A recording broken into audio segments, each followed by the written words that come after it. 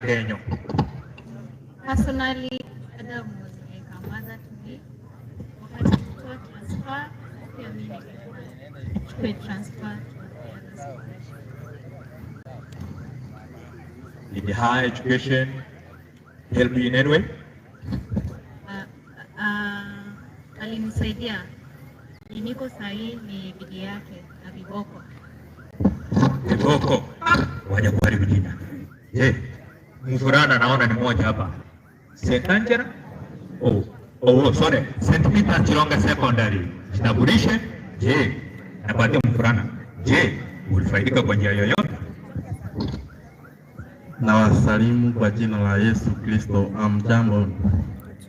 Mimi naitwa Amos Mmanyi. Ni mwanafunzi wa Lydiah hapa Chilonga Secondary School. Alinifunza mnamo mwaka wa 2013 akiwa huku kama mwalimu. Nilifurahishwa na mafunzo yake, alinisaidia mpaka mahali nilipo. Ninashukuru kwamba alinifunza Kiingereza, English literature. So nawakilisha alumni wa Chilonga ambao wako hapa wengi sana. Ni penye wamekaa mbalimbali hawatakaribia. Asante Amos. Wanafunzi wa Madam Lydiah, tunashukuru kwa kuitikia mwito. Turudi tukae. Asante. Madaktari wanaohusika na chanjo ya COVID wako pale kwa lango la kuingia humu uwanjani. Kama hujapokea zile zote chanjo zinahitajika, enda huko. Haya, college mates wa Madam Principal Lydiah. Kuna wale walikuwa na yeye kwa chuo cha Maseno. College mates wake Principal Lydiah Onyoni. College mates wale walisoma na yeye chuoni.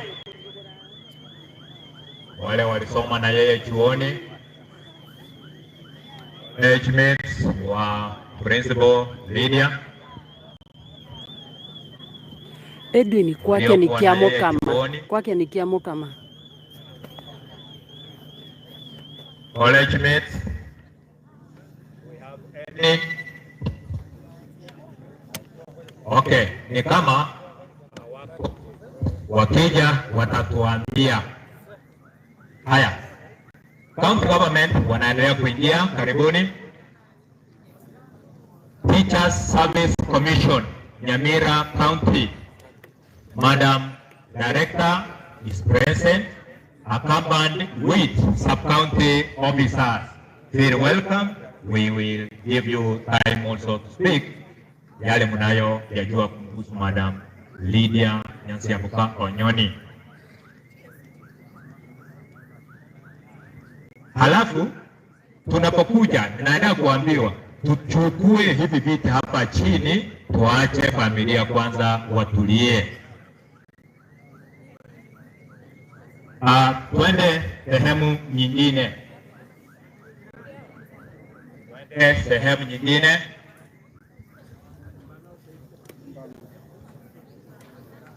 Karibuni.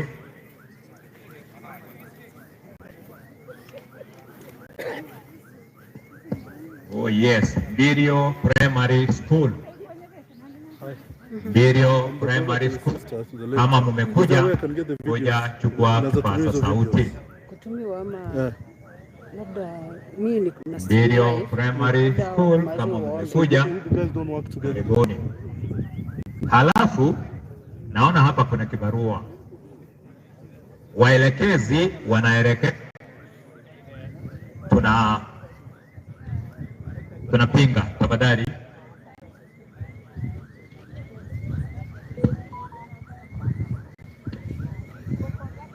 Lydiah Primary School hakuna, hawajafika. Pale Natarie anasomea college mates wanatari kama wako hawajafika, sawa, wako njiani, wakija utuambie. Haya, tuende sehemu nyingine. Ndugu MC mwenzangu wa county, kuja karibu.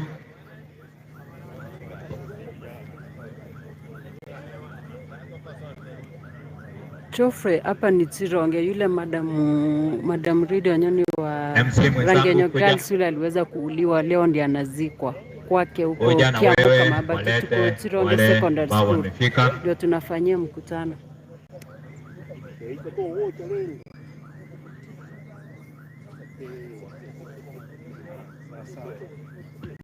MC kutoka county hoja tambua wenzake Nyairo Donald kutoka kwa county. Anaenda wapi?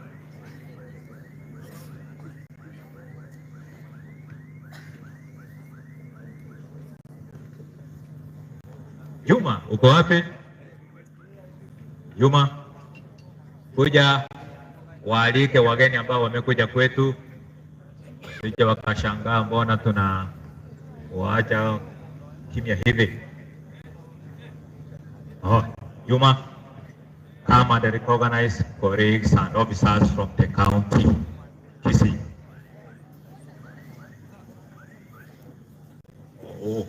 Sawa, anakuja. Chironge Catholic Choir. Mko tayari na wimbo? Ndio.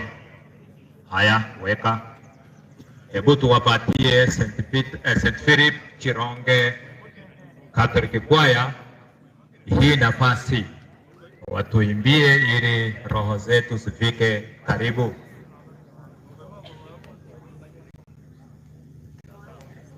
Wanatayarisha mitambo na muda nao ndio huo unajitayarisha. Kwaya inajitayarisha. Kwaya nyingine ambayo iko tayari.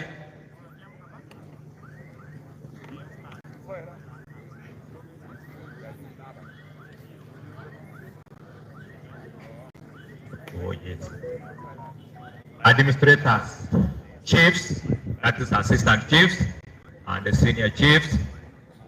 Mara ni pale pa kukaa, pale chini. Muone mwenzenu.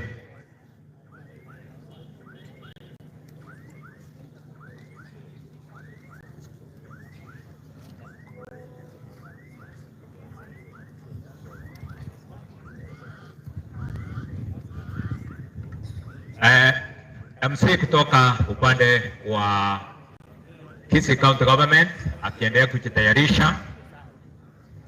Umekuwa sawa. Karibu.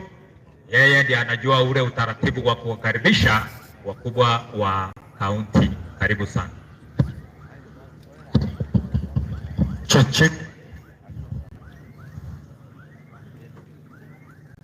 Asante sana Mr. Co-MC, principal wetu wa Nyaviosi Secondary. Mimi naitwa Johnson Juma Oseko. Tutashirikiana kwa karibu sana na ndugu yangu MC, pia principals wetu tutashirikiana kwa karibu. Nichukue nafasi hii kuwakaribisheni nyote, marafiki, familia, walimu na hata wanafunzi waliofundishwa na dada yetu mpendwa Lydiah Onyoni Nyairu. In case you want to give direction to this place, ni vizuri uambie vizuri. If someone is coming from Kisii, akifika Keumbu, all the way to Nyanturago to this place. If it's a friend coming all the way from Nairobi, send the link. This is where we are. Mtumie link asipotee. Niwakumbushe pia, we are on Voice of Victory. Kama unasikia kuwatch online, mazishi inaendelea. Voice of Victory Radio and TV. So unaweza ambia rafiki ambaye hakufika hapa, he or she can follow this last end of ceremony live on Voice of Victory TV and radio. Nyuma yetu ya tent hapa kuna VVIP toilets, but the rest of us, we have been provided with proper and well-washed washrooms there. In case you need to change your makeup, do an edge of call, you are free. There for male and female. Usikae njaa on the other side where we have girls dormitories. Tuko na nafasi ya kupewa chakula.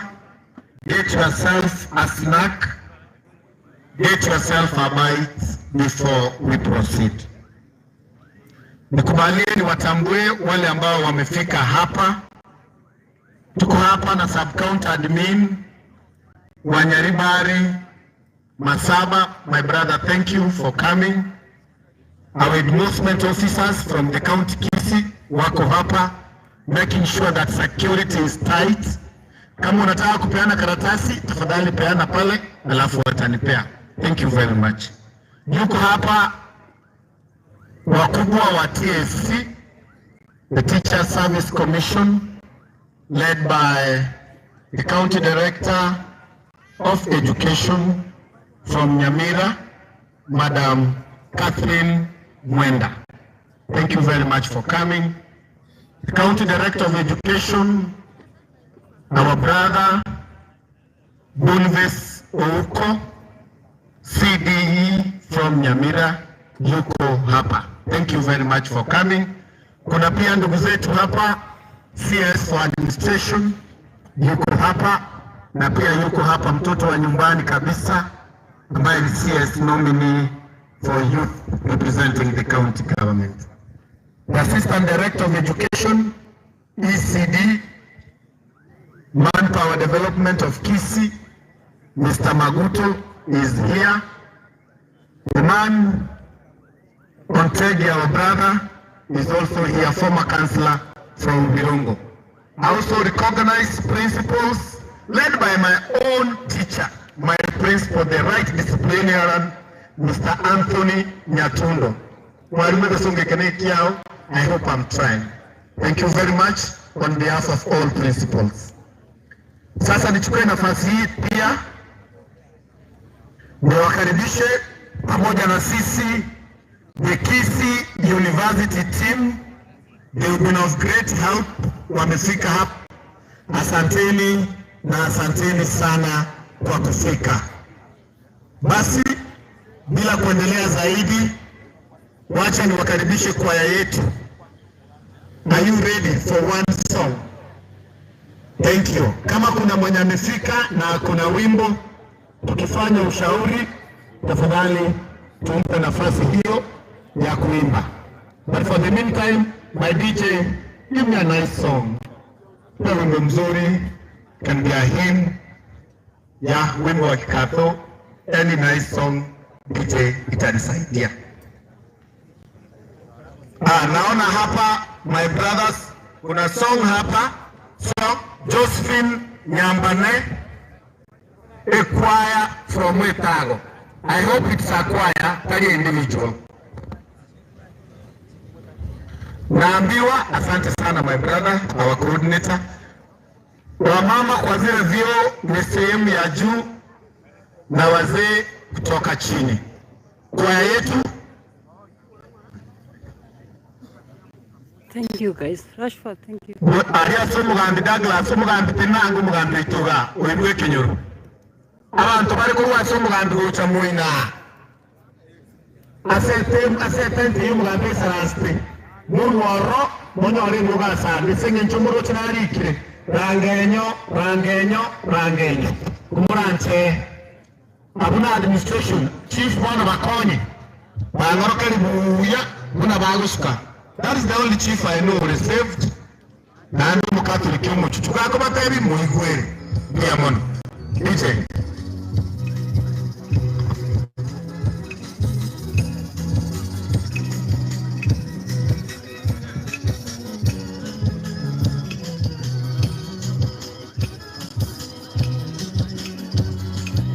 Natasha iko clear. Hebu nipanguze.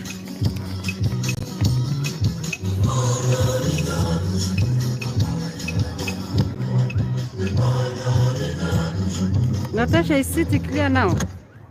Alafu mkumbuke ni simu na stream na simu, so iwezi kwa that clear na kama kamera. Natasha, ukumbuke natumia simu, sio kamera please. I'm streaming through phone, so iwezi kuwa perfect.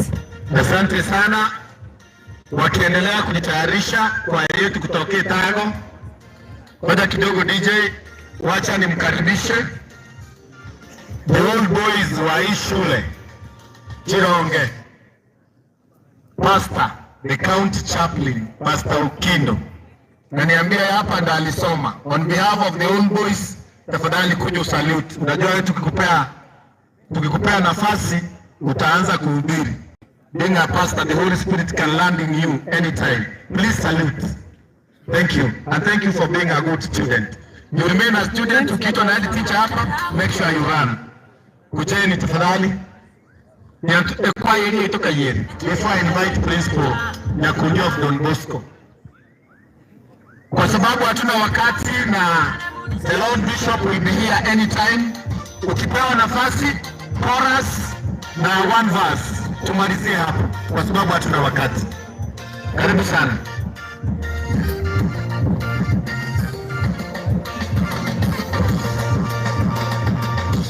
Yesu rafiki wakwe rafiki moyo nadamana damu kuniacha hata niacha nadamana damu kunitukana kunisema vibaya yeye ni ngome yangu mimi nitasimama.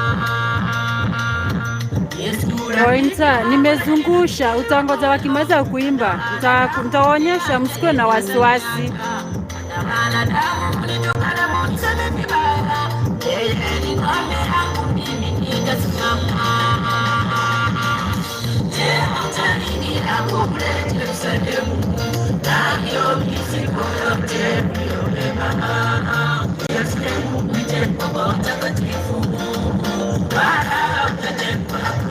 Yeah, Eric, hiyo ndio ukweli. Thanks Makori.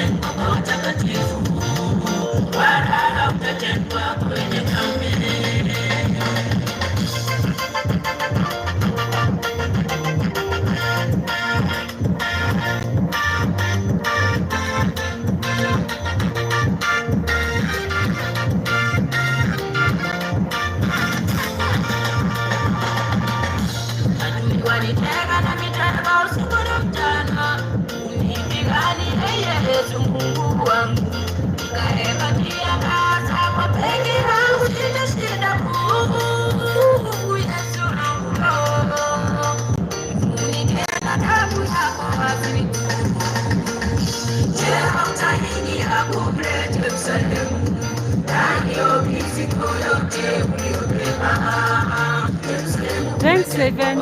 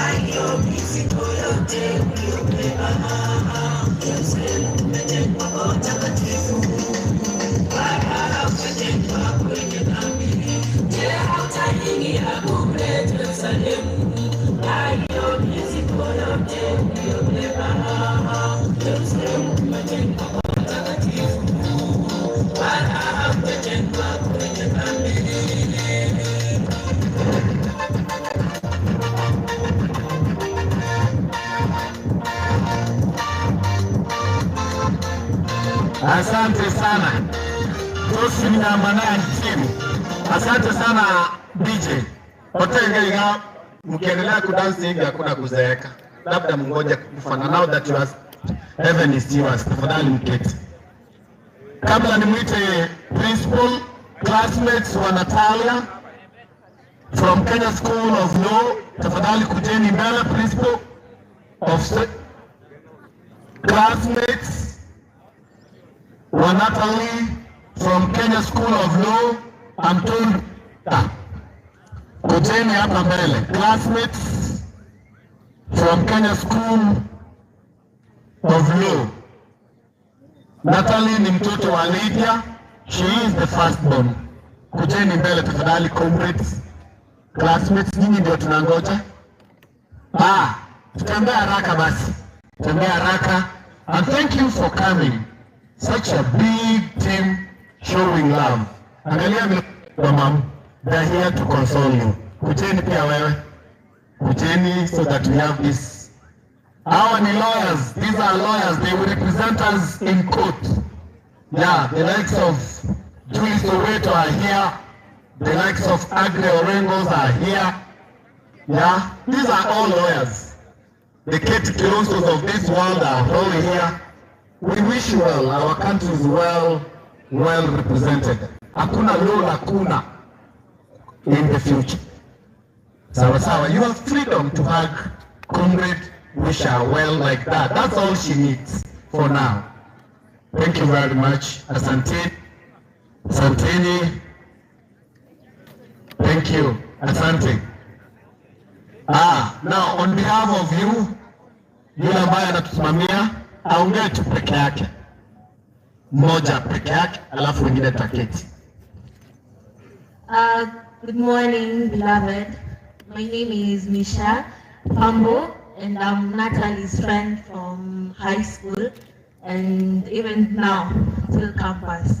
So we're here to support our friend Natalie.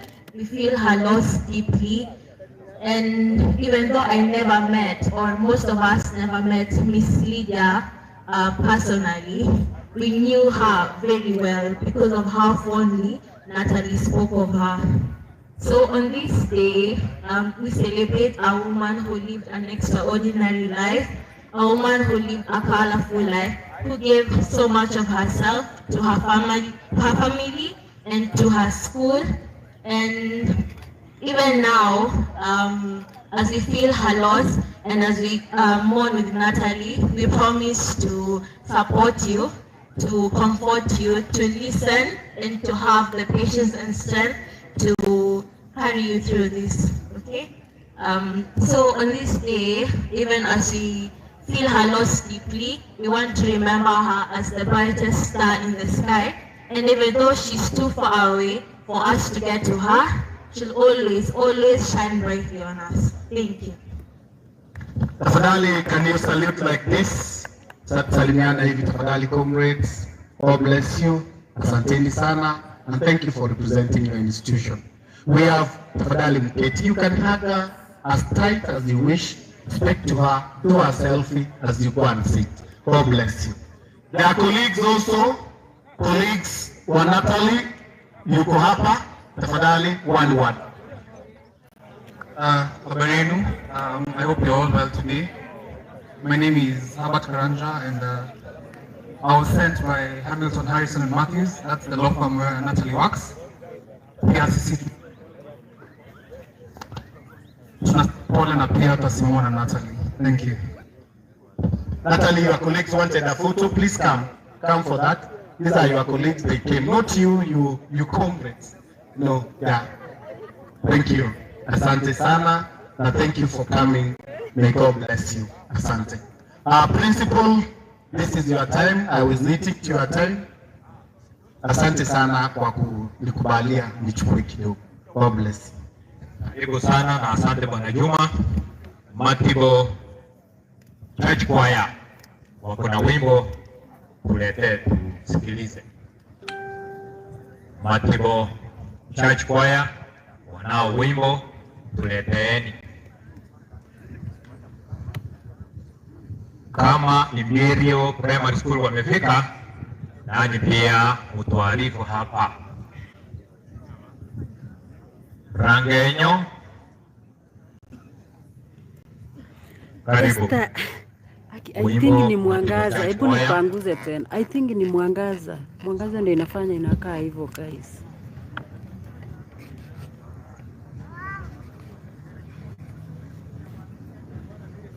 Esther, how is it now?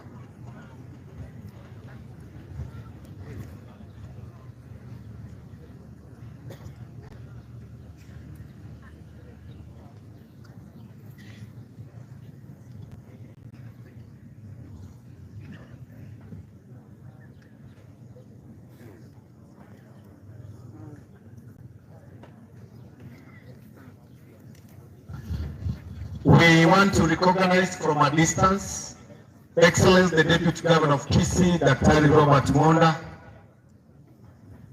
anapoingia. Tafadhali Rangenyo community, Rangenyo school wanashinda kuketi kwao kwa sababu abantu beke nyoto isaransto. Abana bali abasinga ibago isaransto barangenyo because to iredi bagali yabo. Mutari kora na barumu kora mabera kengo babe kiri kebenderi twisaransto. Eti to bata mangana yi ara bisaki yabantu banka. Mari kora ya tainu mwana tinko ne korangeria bali etani koroch better. Yema. I think Deputy Asante.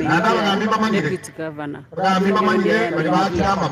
Rangenyo Girls pia wameingia. Watu wa Rangenyo by the way wako wengi sana. Watu wa Rangenyo wamefika wengi. Tenzi zao wamewekewa viti mingi sana. Wamefika kwa hivyo. Inakaa kwa haikuwa tayari. DJ utanipea tunapomkaribisha. Mtaimba kutoka hapa tafadhali. This is where we have a view. Mjeni tokeni hapa mwimbi. This is where you are going to become alive. That's Rangenyo Girls ndio wameingia. Wao wanakuja hivyo ni Rangenyo Girls. Thank you Sarah. That's Rangenyo Girls. Mahali mwalimu alikuwa anafunza, alafu hapo tuko na DG Deputy Governor ameingia.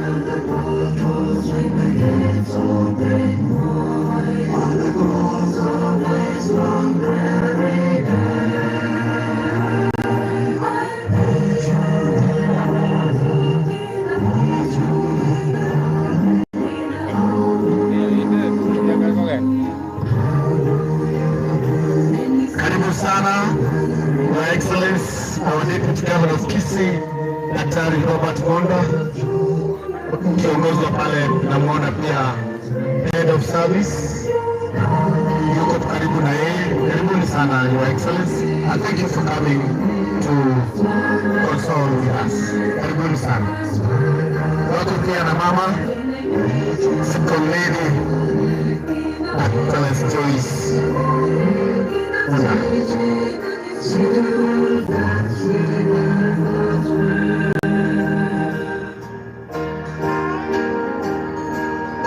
Thanks sister, thanks, nitashukuru sana.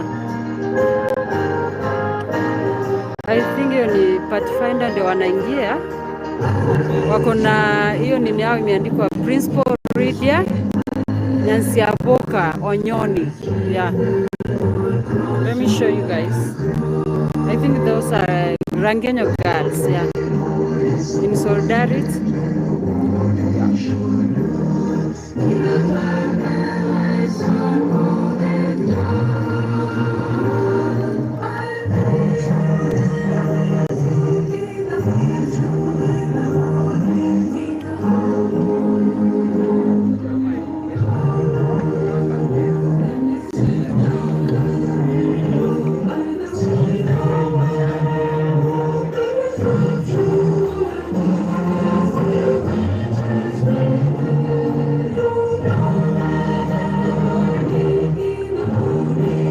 Yeah, ni yeye star. Ni yeye.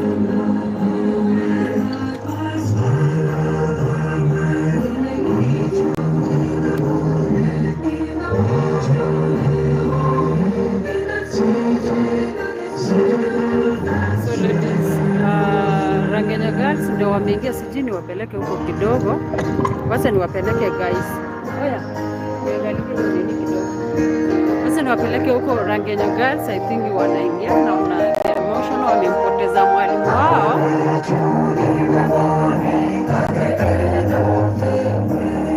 On the streets of the city,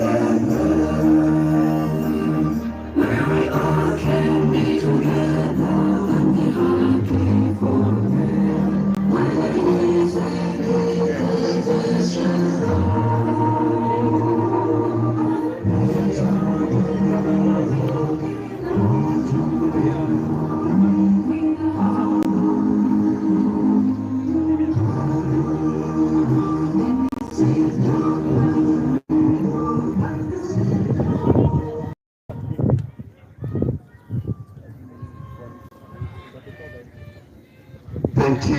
Thank you very much. It calls for a teacher to understand what you sang about. God bless you, choir. Your Excellency, our Deputy Governor, welcome to this last send-off ceremony for Madam Lydiah Onyoni and with your delegation. Rangenyo girls, thank you so much for coming. We recognize you, the girl guides and scouts, for what you've shown your late madam. Thank you, and please find a place to sit. Principal, nafasi ni yako. Principal Nyakundi is the principal Don Bosco. Karibu sana principal. Thank you. Correct. Wageni wameingia kwa wengi na ni wale tulikuwa tunatarajia waingie kutoka South Mugirango, pale ambapo Principal Lydiah alizaliwa. Baba ameingia, mama ameingia, ndugu wameingia, jamaa wote wamekuja. Mzee Kayus, tafadhali kuja. Na hivyo tukimpatia mzazi Baba Kayus Onyoni awapange watu wake vile amewaleta, tumpatie muda mwororo. Karibu. Karibu sana na pole. Watu wake atawaambia vile anawafanya. Karibu. Basi mimi vile mnaniona hivi ndio msasi na marehemu. Mimi ndio niliweka hii taa inaonekana hapa, ndio nilifanya akuwe na marafiki, na vile mnaendelea kumkumbuka. Mimi nina huzuni kubwa sana. Ina watu wametoka mitambo bali marehemu wametoka ni wengi. Nawaomba mtupatie nafasi. Eric wataanza kuongea, nitawaonyesha kila kitu, siko na wasiwasi. Hawa ndio waborese msichana yao. Lydiah ni rafiki yangu mkubwa sana sana sana. Usipoteza rafiki mzuri. Kwa mwezi mmoja naweza ongea mara 5. Ananipigia simu, ananiuliza baba, unaendeleaje? Anapitia mama yake, wanaongea kama hakuna sukari. Niwarudishe huko tusikize vile wanasema. Sina mengi ya kuongea. Nina huzuni. Niko na ndugu yangu mkubwa. Ataisha ongea ndio apange wale wametoka nyumbani ndio watoe machozi yao. Asanteni sana. Asante Deputy Governor kwa kupika hapa, kwa kuomboleza na sisi. Sina mengi, ndugu yangu ataongea. Asanteni. Asante kwa nafasi. Waandalizi wa siku hii ya mtoto wangu, nami nachukua nafasi hii na nitachukua muda mfupi sana. Vile ndugu yangu amesema, watu wametoka Metaguro ni wengi, watu wametoka South. Kwa hivyo ningetaka tu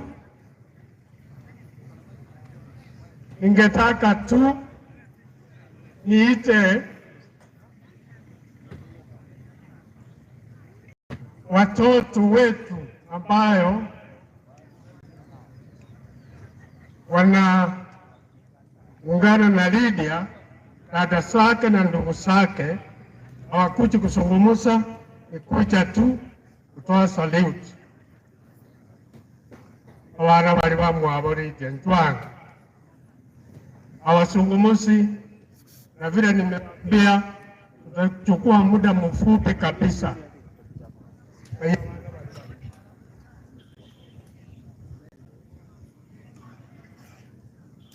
Panga tu laini hapa, msalute. So hiyo ndio familia, huyo ndio baba ya Lydia, baba ya Lydia. Sasa mahali ametoka, na hao ndio madada zake na ndugu zake. Hii ni familia kubwa sana. Sasa nawauliza wasalimu. Eric upo, ushaona? Naona vile wako wengi wa black ndio madada zake Lydia na ndugu yake, au wengine ni makazi na nini hivyo hivyo. Nawaambia wasalimu, alafu mmoja wao aongee. Tafadhali ongeni mkono, na upaka utaongea kwa niaba yao. Aketi.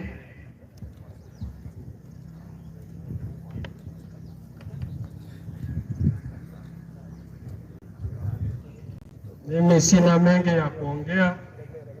Niko na huzuni kubwa sana kwa kupoteza dada yangu.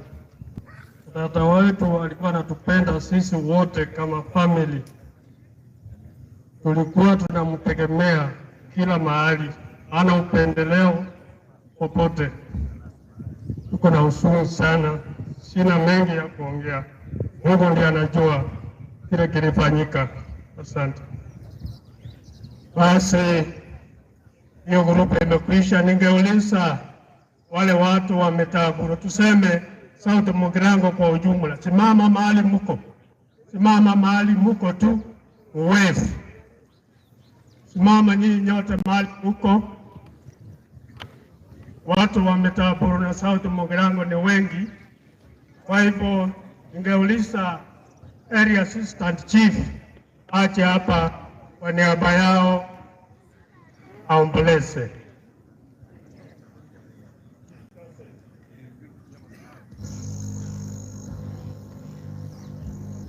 Huyu ndio chief wa sublocation yetu mahali Lydia anatoka.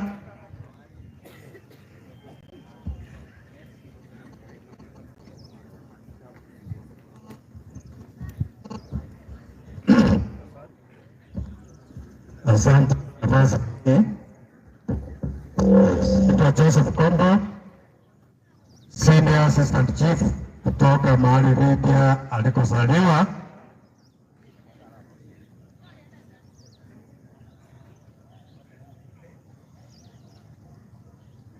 Wangu ni kusema kwamba tumepoteza mtu maana kabisa katika jamii yetu,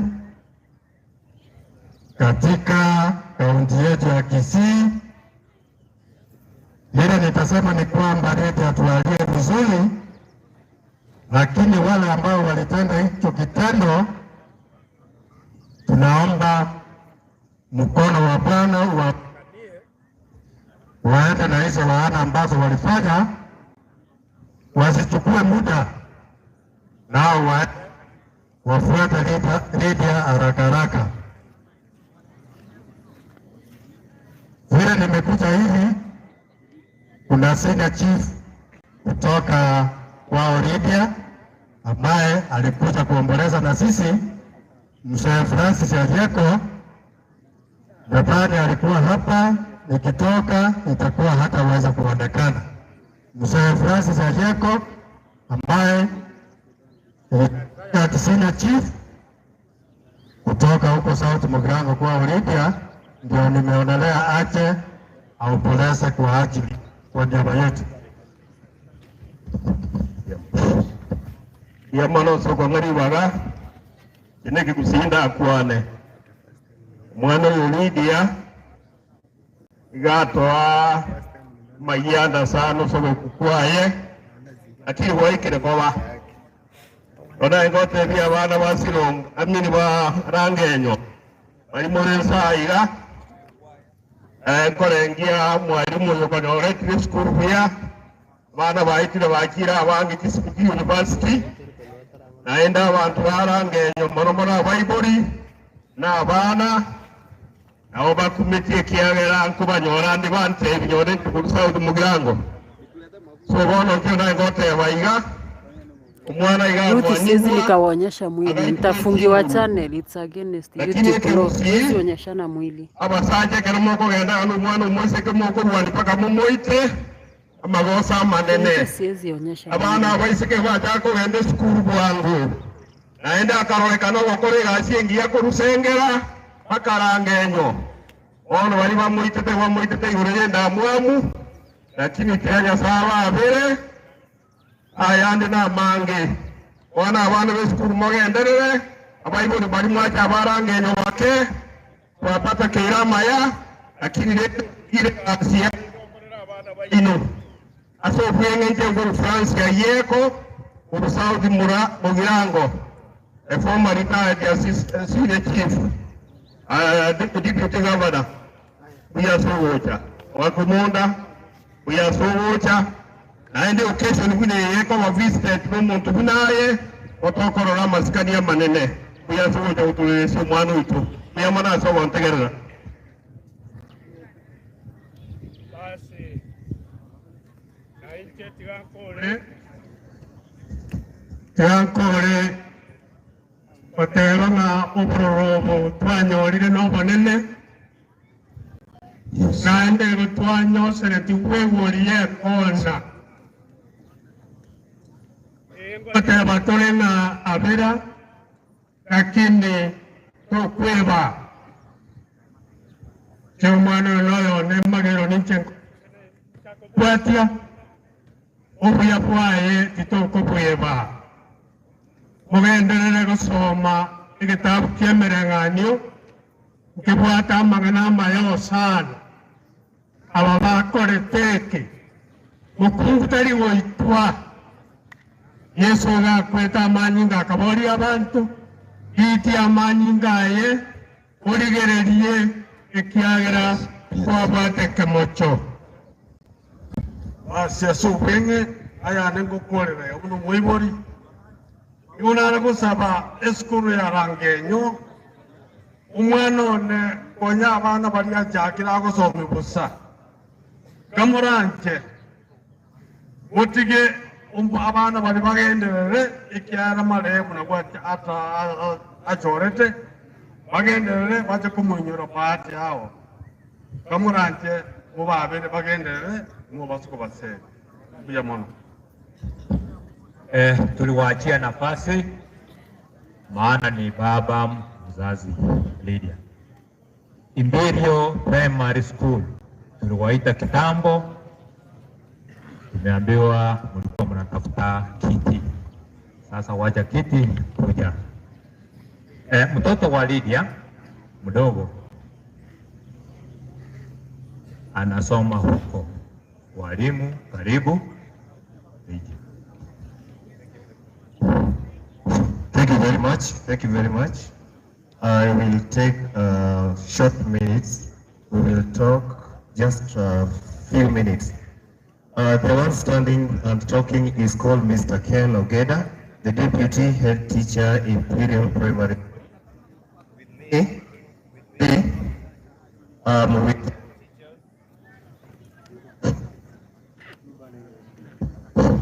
With me, I'm with the teachers and the support staff to show how Imperial is a great family. We are here to believe with our son, Nigel, Yairo, and the family. Before anything, as Imperial, we always believe in prayers, where we short prayer from this. Kwa mbinguni wakubwa kwa wadogo na wasalimu wa mtambo, pole sana. Tunamwachia Mwenyezi Mungu akaweze kutawala hapa, kwa sababu haya yote yakitendeka mimi natuombe Nyasaye katoyo ole igoro mana umana manu ikomo chenu pia mana senge nchobu ya bwao ngento watu ikiriga igatwanse tukolia lero oshudia madamu no korara kwae bana nigo nago sabiro manene senge nchaye no mubwekene ukate kama gokolemia abamate esakmidi abairi abasani na babonsi batire igali tukolia lero Nyasaye tata ni watu agotigire obo munyakerogo obo mutaka namba ko moelio bona bagani abo batire igali lero Nyasaye tare moyogo igoko era oira nikara yo mabuye Nyasaye ne familia mane ko bagoko yaga tasenchera ya bene ilinde ilio manene bakorele tinga kichonsi batunya maliga kurwasa maisabo bao bale mubwa bene ne getali aoligendere ko imokere libugoro Nyasaye wetera senkeye Bana tuwe wanta kwa wakoleke bunere igorogabu nigo twasabiransi wetera segetali giyali yao Nelio mwana Yesu Kristo yoro motorio ito. Amen. Video primary, asante Miguel huyu. Sasa Rangenyo fraternity, that is the board of management, teachers na wanafunzi. Naomba ni mwenyekiti halmashauri ya shule ya wasichana ya Rangenyo uongoze kipindi hiki na tulikuwa ufupi. Rangenyo iko Nyamira South. Tafadhali endelea kuja vile na mimi naendelea kuongea. Iko Nyamira South sub county in Nyamira County. Inaongozwa na mwanamke ndiye huyo anakuja. Halmashauri ya shule board of management wamekuwa wakija hapa, tumeshirikiana na leo wamekuja. Kibandiko ndicho kile. Bi mwenyekiti, pole kwa kufiwa na mwalimu mkuu. Sasa tulisema ushikilie uongoze kwa ufupi. Karibu sana. Asante mwenyekiti, wacha nichukue fursa hii kuambia familia na wote wenye wamekuja kwa masisi ya Madam Lydiah Onyoni. Nimetoka Nyamira, mimi ni mwenyekiti katika kwa hiyo shule. Sikukuja peke yangu, shule madamu alikuwa asset kwa shule yetu. Na tukiwa hivi, sisi wote tumefunchika roho kabisa. So, wacha niite watu wa Rangenyo wote mkuje msimame hapa. Wanafunzi wote, walimu, board of members, wazazi na wote wenye wanaishi kwa community ya Rangenyo. Mkuje ama nyinyi wote.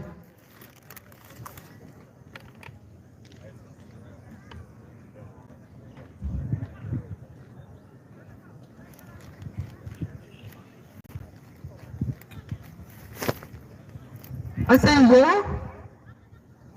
ngopere no moichano omonene ne board of management tuagache dom na Madam Lydiah edomu hiyo tu misa wanafunzi 1 week Madam watarachi kwa so Madam numo ntuwata magendro kabisa ukanyale kueresa lakini bali baroro baroti Naka watu wa Mosiri, Chinkoro jitu chikindege kabisa. Goto wete bole. Lakini Nyasaye na manyete. Bwana iya nye madam umudepi mama iya uyo tenete school. Agenda ndiye program.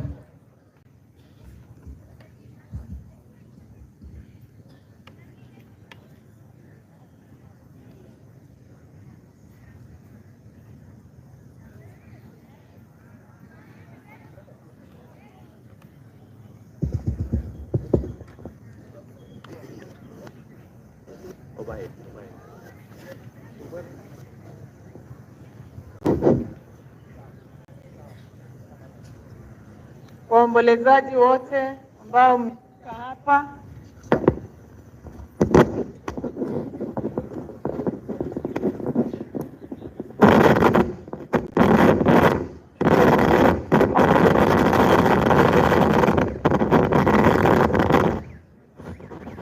sisi ni familia kutoka Rangenyo Girls. We are here to condole with the family. May I take this special chance to say a word? We love Madam. We have come a long way with Madam. Madam has given us the right orientation. We shall miss her. She has taken us a long way to be where we are today. Madam has seen the girls grow spiritually and in all ways. We shall miss her. May I take this chance to invite the student leader to say a word.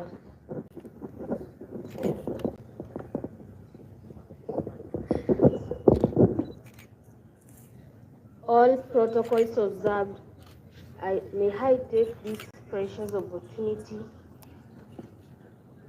May I take this precious opportunity to convey my heartfelt condolences to everybody present for the sudden demise of our beloved principal. We loved her, but God loved her most. May she rest in peace. Thank you. Thank you. We are also accompanied with the teachers. Kindly teachers, raise your hand. Thank you.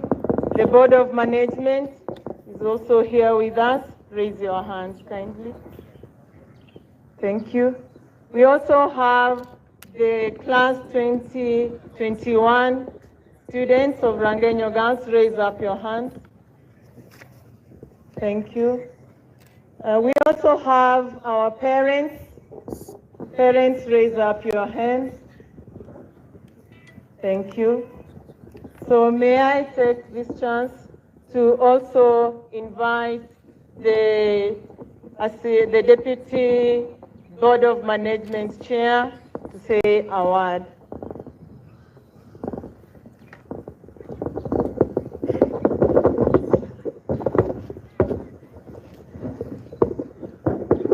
Thank you, Deputy Principal, and all that have come with us to witness the send-off of our great hero, the principal, who has steered us at the school. I'm the first chair of the BOM, Rangenyo, and we are many who are there that started with Madam. I was in the substantive chair. The substantive chair was way in Nairobi. So the developments that Madam did in school, I witnessed and I was always with her. I saw a great brain, in fact, a genius brain, because she could do the groundwork, the feasibility study, and find which project should we do, priority.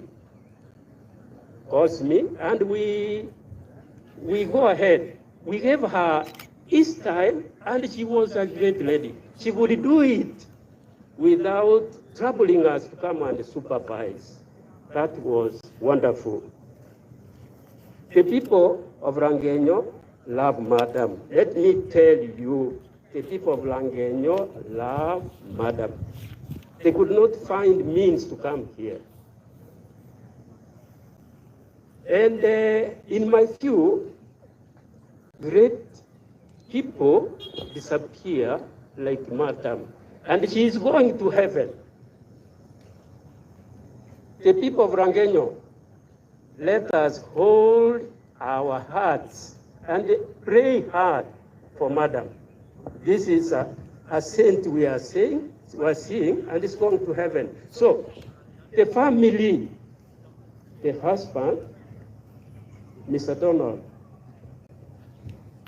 Paul, with your children, the father-in-law, Madam held you dearly in her heart. Please, you have lost your dear one. We take this opportunity as Rangenyo to say, Paul, thank you, and we give you our condolences. Thank you so much. So from our end, we are greatly aggrieved. We are greatly pained. We are mourning with everyone. So tunaomba roho ya Madam Mungu ailaze mahali pema peponi. We are grieving with you. Thank you so much.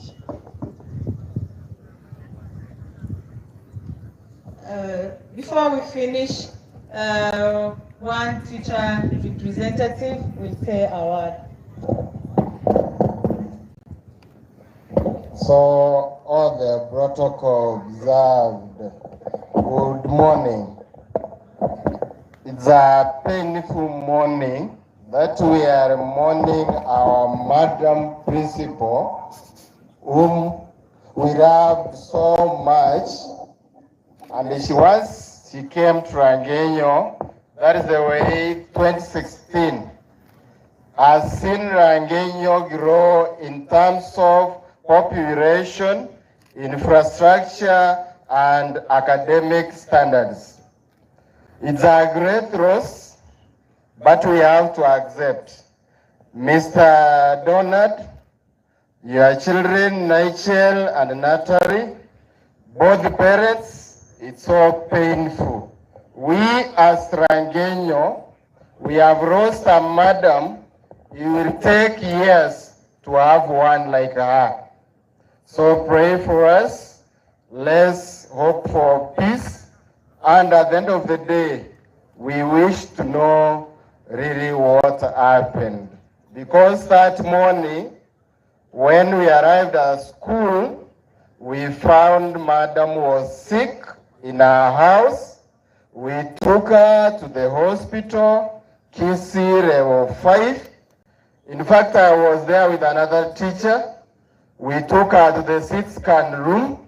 I was the one who removed her hearings because you cannot go to the CT scan with the hearings.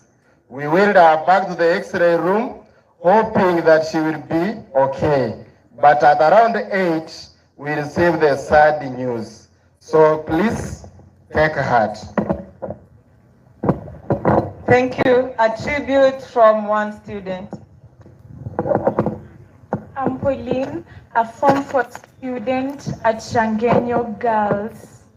For 6 painful years, Madam Lydiah stood on the Rangenyo dust, a golden dust of titans, inhaling the toxins in the dust.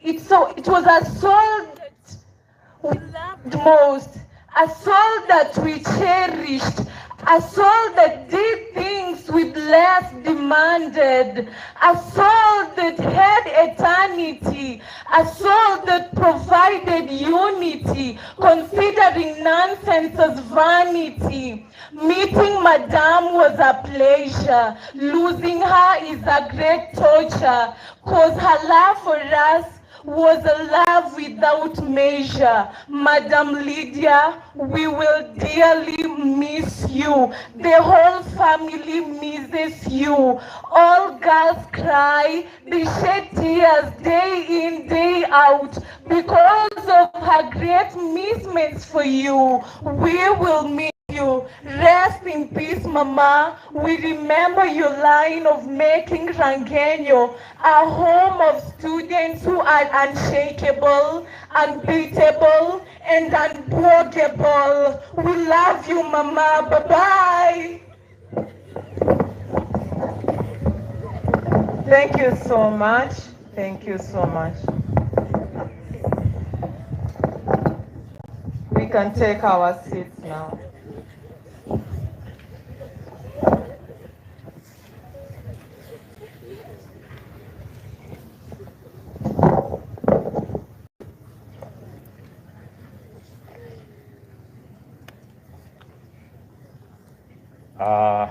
Viti vya wanarangenyo, tafadhali tuwaachie. Nafasi hiyo ilitengwa makusudi kwa Rangenyo.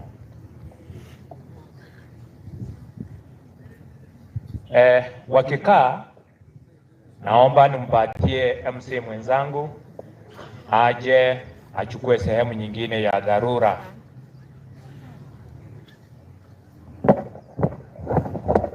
Asante sana. Thank you very much, Principal, for understanding us.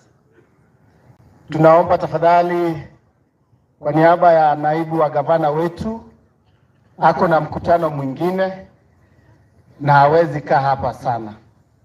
Mnikubali kwa heshima hiyo niweza kumkaribisha Head of Service Mr. Patrick Lumumba alete county government, alafu apeane nafasi kwa Deputy Governor. But before that, let me call the area sub-county admin, Mr. Kibagendi, please. Sitaweza kuongea mambo mengi kwa sababu my bosses are around. My name is Dave Kibagendi, the sub-county administrator, Nyaribari Masaba. I take this opportunity to welcome Bwana CS Patrick Lumumba. Thank you.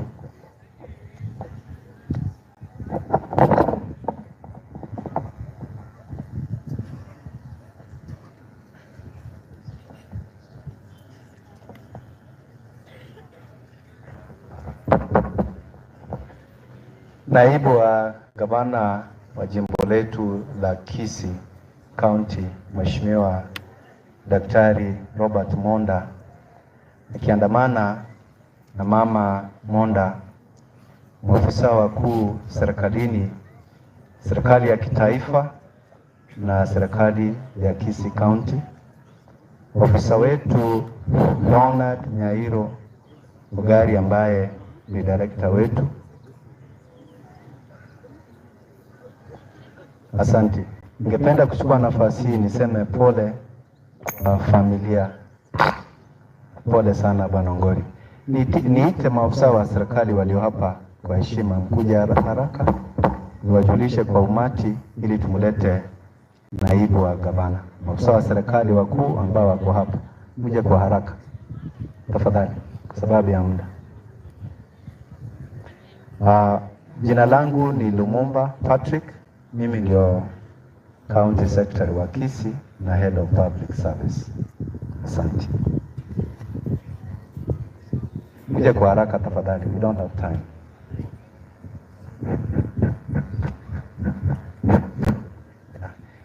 Na nafikiria tuko na bunge letu la ugatuzi, sijui kama waheshimiwa pia wako hapa, na staff assembly. Mkija kwa tafadhali, mmoja wenu tu ndiye ataongea manake tuko na muda mrefu.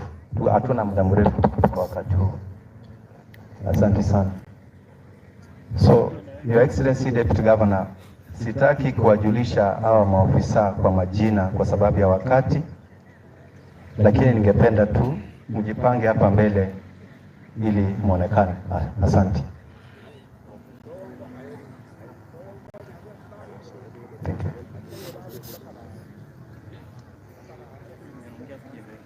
Thank you very much. So hawa ndio maafisa wakuu serikalini, na kwa sababu ya muda sitaki kuwajulisha kwa majina. Asante, mnaweza kuketi. Mawaziri ambao wametauliwa hivi majuzi, tafadhali mkuje mjulishe kwa wananchi.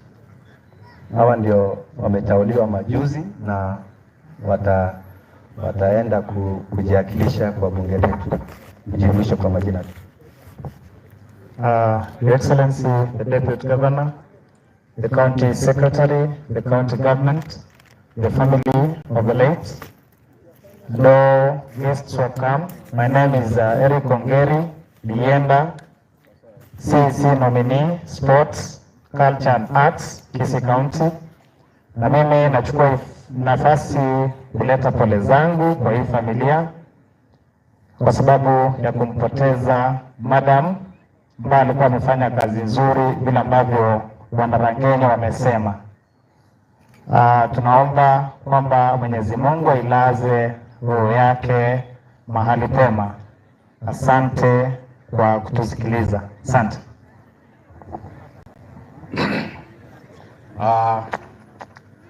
Director Donat na watoto wako, mzee George Ongoli na familia yote, si Deputy Governor,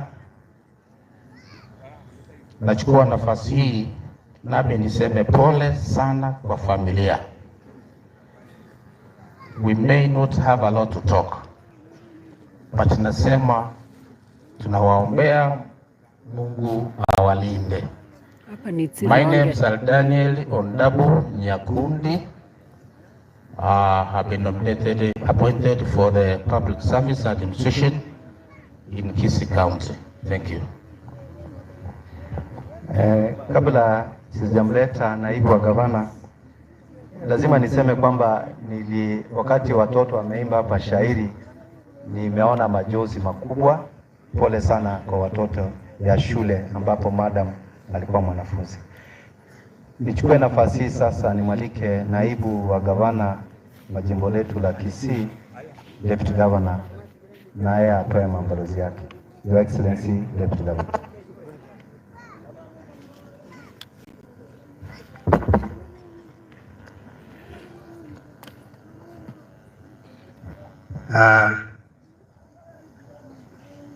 Director Donald Ngoli na watoto ambao wamewachwa mikononi mwako, tumekuja tusimame na wewe siku hii ili wakati bibi yako mpendwa anapolazwa kaburini tuwe tunaomboleza na wewe. Nimekuja nisimame mbele ya umati huu nikiwa naibu wa gavana, nikileta rambirambi na machozi ya gavana wa familia ya Director Ongori, watoto na familia zote. Nikisema zote namaanisha familia ya mzee George Ongori, watoto wako wote, mama ako hapo, na familia nzima ya watu katika eneo hili la Kironge pamoja na huko chini nyumbani. Siwezi kusahau pale Principal Madam Lydiah amesaliwa, mzee Onyoni na mama ambao mumesimama mbele yetu na watu wote kutoka South Mugirango. Hatuwezi kuelewa kiasi ya uchungu ambao mko nao, lakini kile tunaelewa ni kwamba mumefiwa na mtoto wenu mpendwa. Yetu pia ni kusema poleni. Pole sana kama wazazi, pole kama ndugu na watoto wenu wote na jamii ambao imetoka South Mugirango. nimesimama nilete rambirambi ya gavana pamoja na yangu, ili nasi tuwe hapa tukielewa ya kwamba madam amefanya kazi nzuri kutoka hapa Chironge.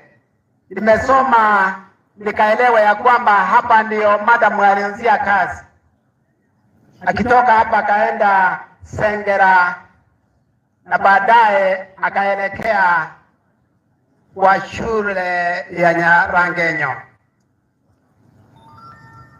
La tatu ni kwamba familia ya Rangenyo High School, watoto wa shule, walimu, board of management na jamii ya sehemu ile ya shule ya Rangenyo. Pia nitasema pole kwa kumpoteza mwalimu wenu, mwalimu ambaye amekuwa akipendwa kwa jamii pamoja na watoto ambao amefundisha miaka hiyo yote 6 amekaa huku. Mungu awape nguvu nyote. Ndio hata ingawa Madam Lydia amelala akaondoka, atuchungie familia hii ya Donald na watoto wachanga ambao wako mikononi mwake. Wazazi ambao amekuwa akiongea na wao mara kwa mara, mzee George na mzee Onyoni na wengine wote,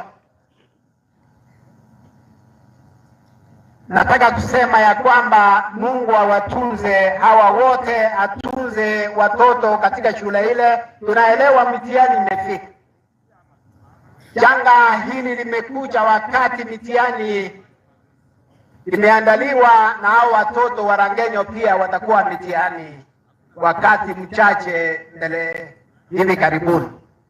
Tunawaombea Mungu awape nguvu, mpate kuwapa mwongozo watoto hawa. Walimu wetu, poleni kwa jambo hili.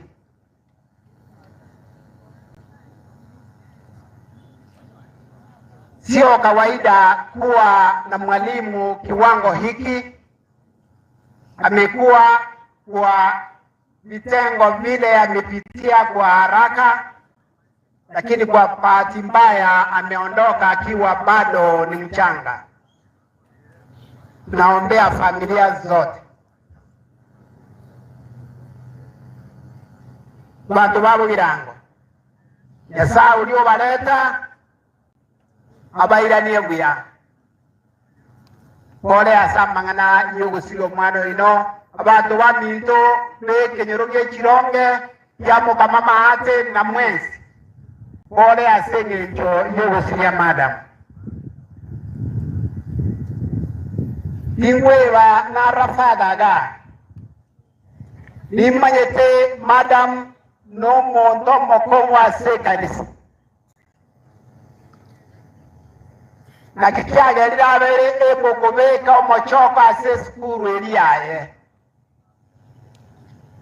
na inu nabatogosa banyasaye abaye chinguru elio mwelekeo ulia madamu abwata ase skuru oendere koba aroro ekerongo kura mageto aumirana n'abantu baita abange korutwa hakerwa chikura madamu orurororo ndotebe timbu ya monase bali batwakira chikura nabongo tenali bagali ya gabana amona nchomo nyene ndebe litangani mbuya monase Nyasaye asoko beko mremba sensi ya ito chinga kikie chikura. Inaonyesha ya kwamba tunakomaa na tumekomaa kisiasa. Ndio uchaguzi ukicha na ukiisha bado tunapaki tukiwa na utaratibu wa kazi ambao tumepanga kufanya mbele yetu.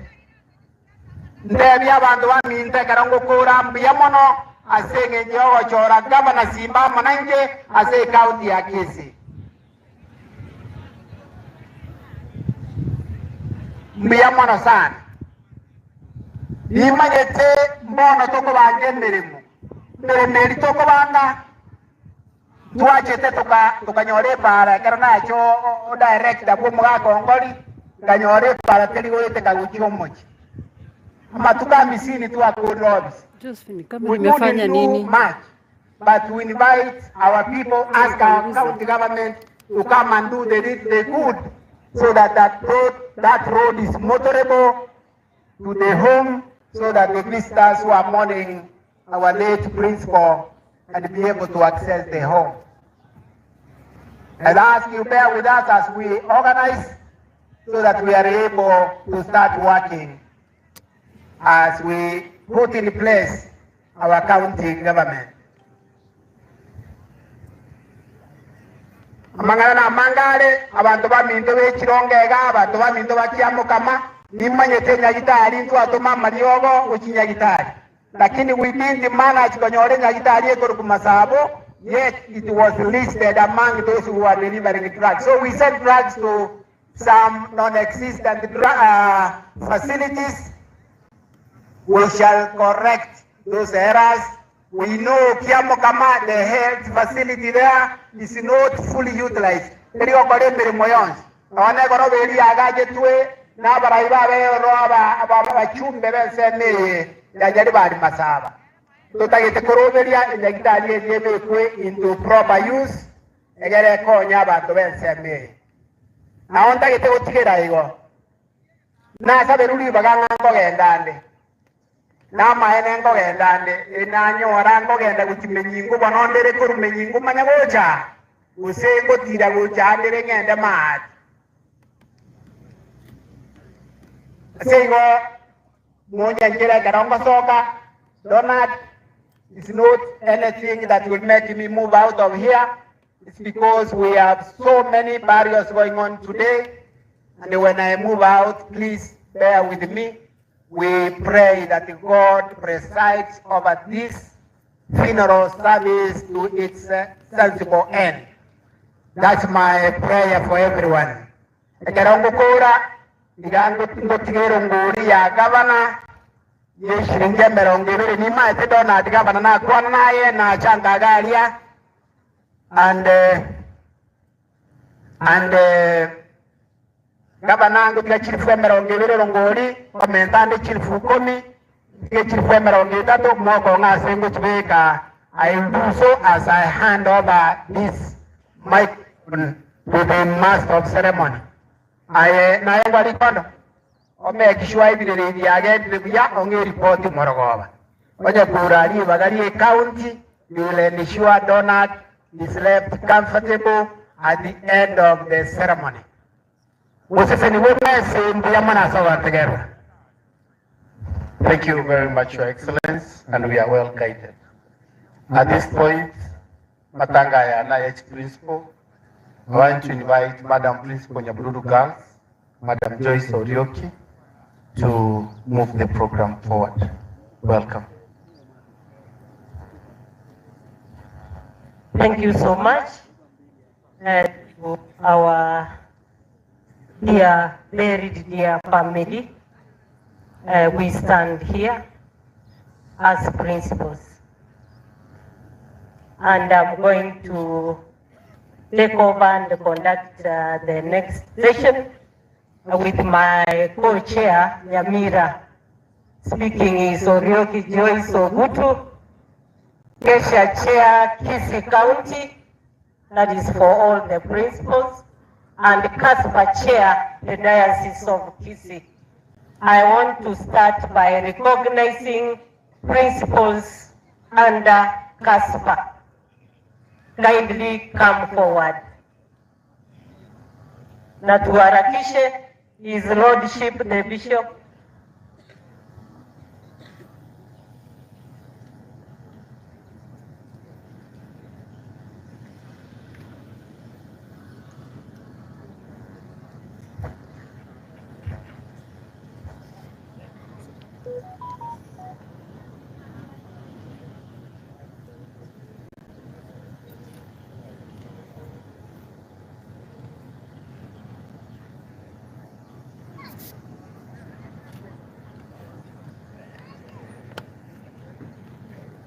Usonge kuja hapa juu.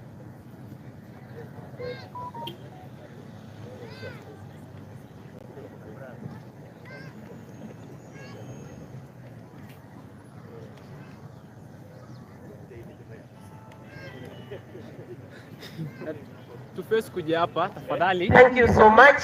Tuface kuja hapa. Yeah. Face this way. Before you are principals work under Catholic sponsored institutions in the Diocese of Kisii Nyamira.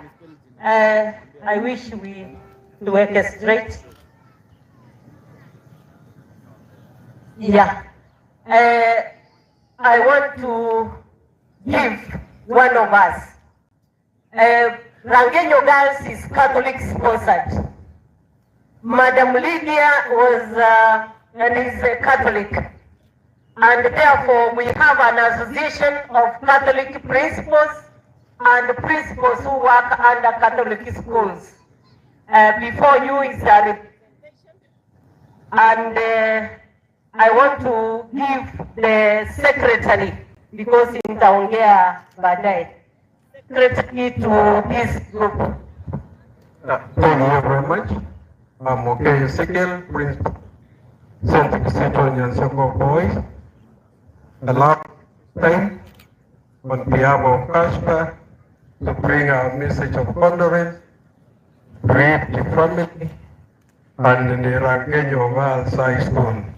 Lydiah was a member of Kashpa, very active. We have lost one of us, and we are really relieved. We want to pray for the family. Thank you. Kashpa leadership, can we move forward? That is the governing council. Step forward.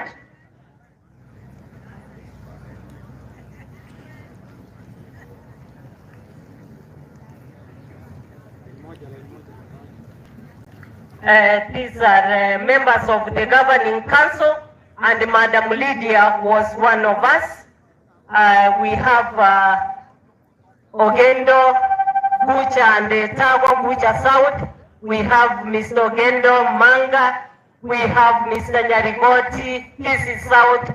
We have Mr. Manoti, Nyamira South. We have Mr. Paitas, Kitutu Central. We have Madam Ruth Nyamira North, Mr. Atuti Masaba South, Mr. Okeyo from Nyamira the entire as governor.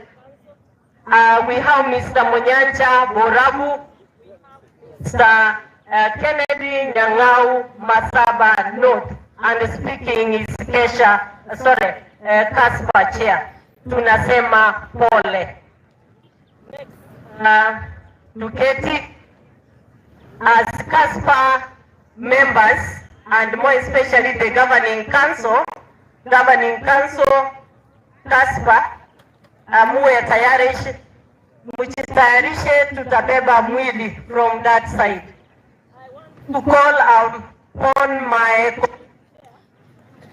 Kesha Chair Kisii, Kesha Chair Nyamira. So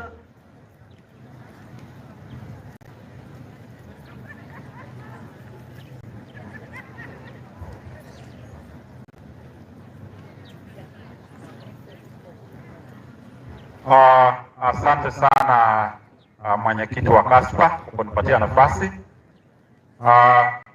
Nami ningependa kuchukua muda huu kwa niaba ya walimu wenzangu ambao tunafanya kazi nao pamoja, kwanza kutoa rambirambi zangu na zetu zote kutoka Nyamira kwa familia ya mzee Ongori, and in particular to Donald for losing Madam Lydiah. Before I say anything else, I want to invite the principals who have come from Nyamira first. Principals who have come from Nyamira, kindly, where Lydiah was working. We clear kindly. Wanapoendelea kuja, kwa sababu najua tutapata muda, ningependa kusema ya kwamba Lydia amekuwa mmoja wetu akifanya kazi kwa vile inastahili kuwa mwalimu mkuu, na alifanya kazi nzuri katika shule ya Rangenyo, lakini akachukuliwa wakati hatukuwa tunatarajia ataenda, na tunataka kwamba madam, we believe something happened that was not right, na tunaendelea kuomba ya kwamba ukweli ubainike. Hilo ndilo ombi letu. Tunaomba kwamba ukweli ubainike, kwa sababu nyinyi binadamu tunaweza kudanganya wengine, lakini Mungu anajua ukweli wa nini tendeka, ndio Lydia akapata mauti yake. Asante kwa hao walimu wa Nyamira kwa kufika. Hawa ndio principals wa Nyamira. Nyamira iko na shule 194, na tukiangalia hii namba ambayo imefika ni idadi kubwa ya kuonyesha kwamba na wao waliguswa na kifo cha mmoja wao, ndio maana wamefika kwa wingi hivi. Kwa sababu tutapata muda, wacha ni watambulishe hivi. Kama ni council kuja hapa mbele, kama ni council ya kesha.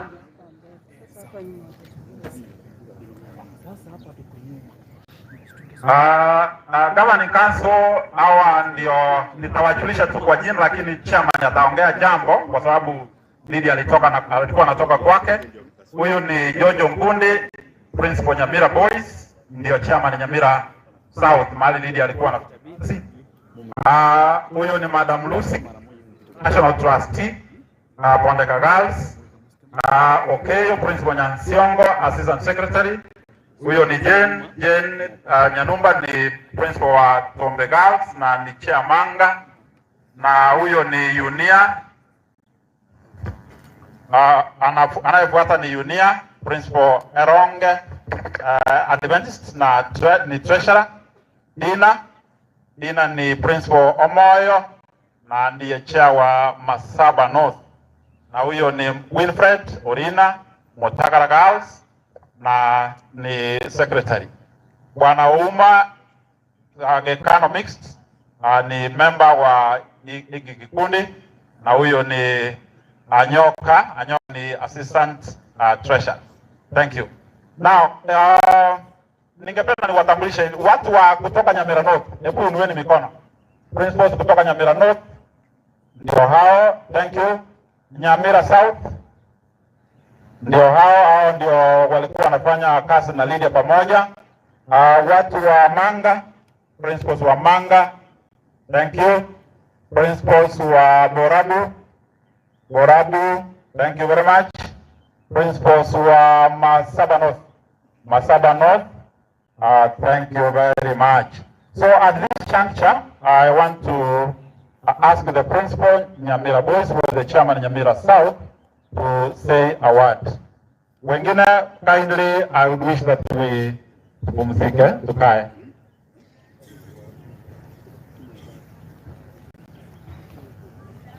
Okay, thank you very much, Chairman. Leni natumia simu, hakuna vile itakuwa very clear. The time Lydia was becoming principal Rangenyo Girls is the same time that I was getting principal at Nyamira Boys. She was a deputy principal at Zengera Girls. I also was a deputy principal at Sironga Girls. She took up the job of being a principal out of excitement. All these principals that were here do know the state that school was in. So poor that if she had been a principal elsewhere, she would not have taken it.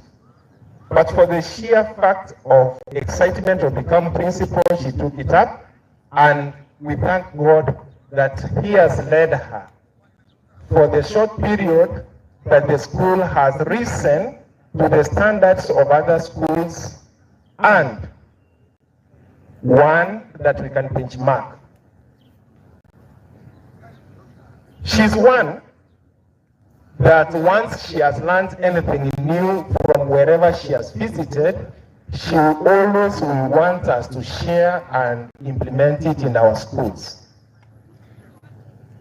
So the developments that you see in Rangenyo come out of the benchmarking spirit she has from other schools, which she shares with us.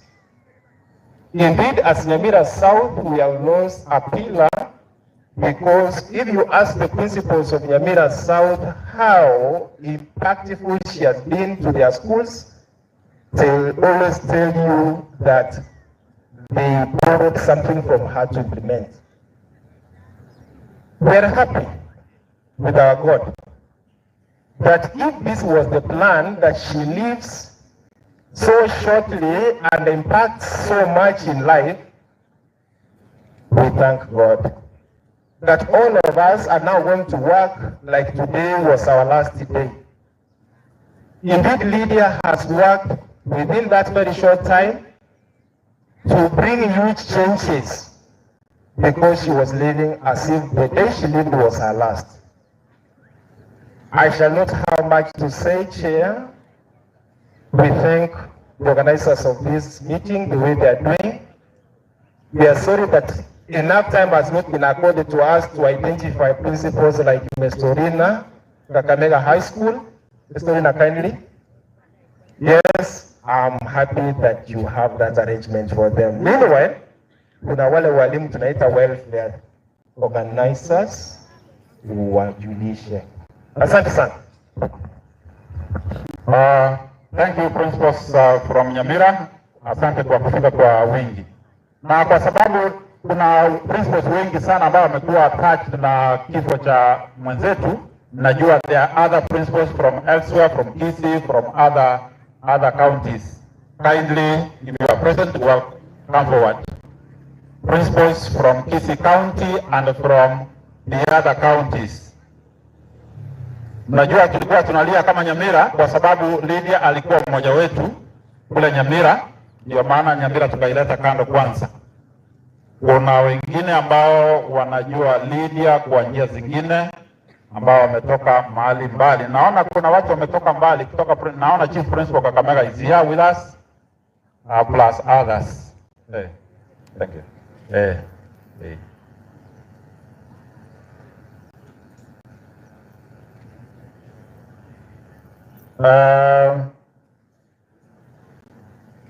Hawa ni wenzetu ambao wametoka kwingine, kutoka kaunti zingine.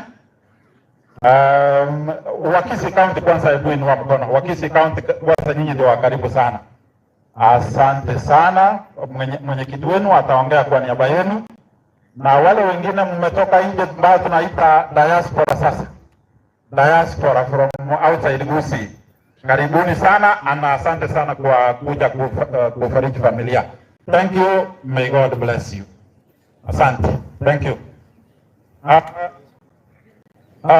Kwa niaba ya diaspora nasikia Chief Principal Kakamega High School is here. He can say a word kwa niaba ya diaspora. Karibu brother. Asante sana. Kwa majina naitwa Orina Gerald. Sipo Kakamega, vile mmesikia. Ni huzuni sana kwa hii kifo.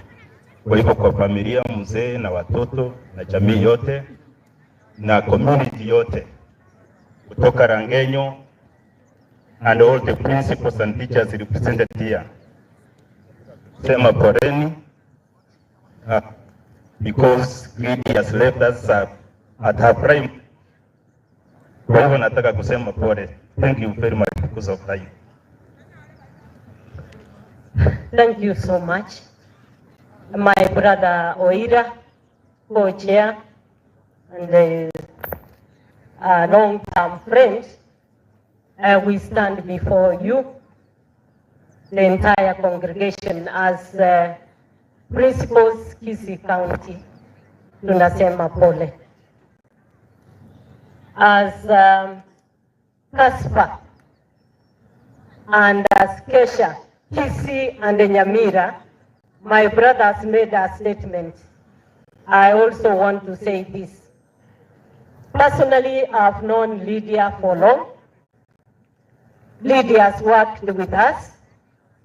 Lydia, I supervised her and the husband when she started teaching as teaching practice teacher at St. Charles Luanga Ichuni Girls. Lydia was posted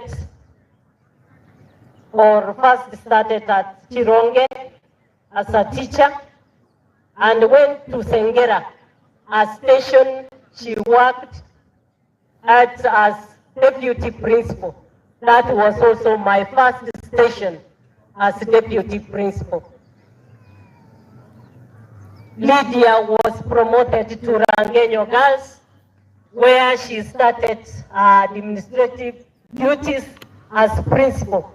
That was also my first station to work as principal. An indicator that the journey and the star for Lydia was very bright. As one whom we have worked with, even as a teaching practice teacher, whom sometimes our girls would tease, she was very firm. Young, firm. She showed great potential and she displayed it later when she was given opportunity. We've lost a great talent. We've lost one. At the time, if we went home, we could hand over the mantle to, even in a national school. We mourn. Lydia has brought up a great family, and we want to assure the family members, you had a wonderful, to the children, wonderful mother. To the husband, this was a great lady. To the relatives, friends, and more especially the parents, a great woman, a friend. Tunasema pole. I want to state this. As Casper, where Madam was one of us as a member of the governing council, we stand as principals. I would request that once more, principals, please stand up. All of us, Diaspora, PC, Yamira, on behalf of this team, and I believe even the education office is here, security teams are here, board of management, they are here, and everybody, we demand justice. We are not demanding anything short of justice. Making a principal is not a one-day event. People have struggled. Families have struggled to bring up a child. Teachers have struggled to mentor. Education officers consulted to give them that responsibility to Madam. And she has done it. Madam took over a station with 70 students. She is leaving a station with 750 girls in 5 years. Clap for her. That is a great woman who is lying in that casket. Making a principal is not 1+1. And we are not going to listen to any propaganda. No propaganda that will give us shots of justice. We demand justice. If it was any other incident, we could see several GKs packed in an institution doing a lot of investigation. Lydia's stone cannot be too heavy not to be moved. And in front of the altar, what we are saying, even that big stone that was placed at the tomb, it rolled. Can we see stones rolling? We cannot condone any propaganda. Madam was assaulted. That is coward.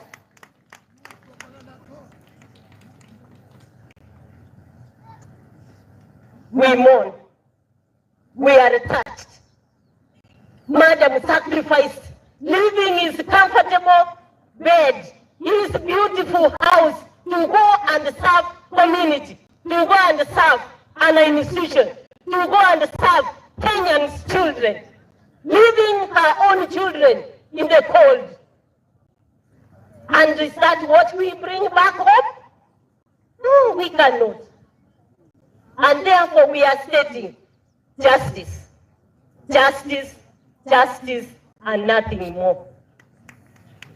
Or else, let parents be ready to sleep in school compounds and we sleep in our compounds. Thank you so much. At this juncture, I want to see and recognize the union. Thank you, colleague. Union, Hubert, we want to hear whether you also have a different song. Come.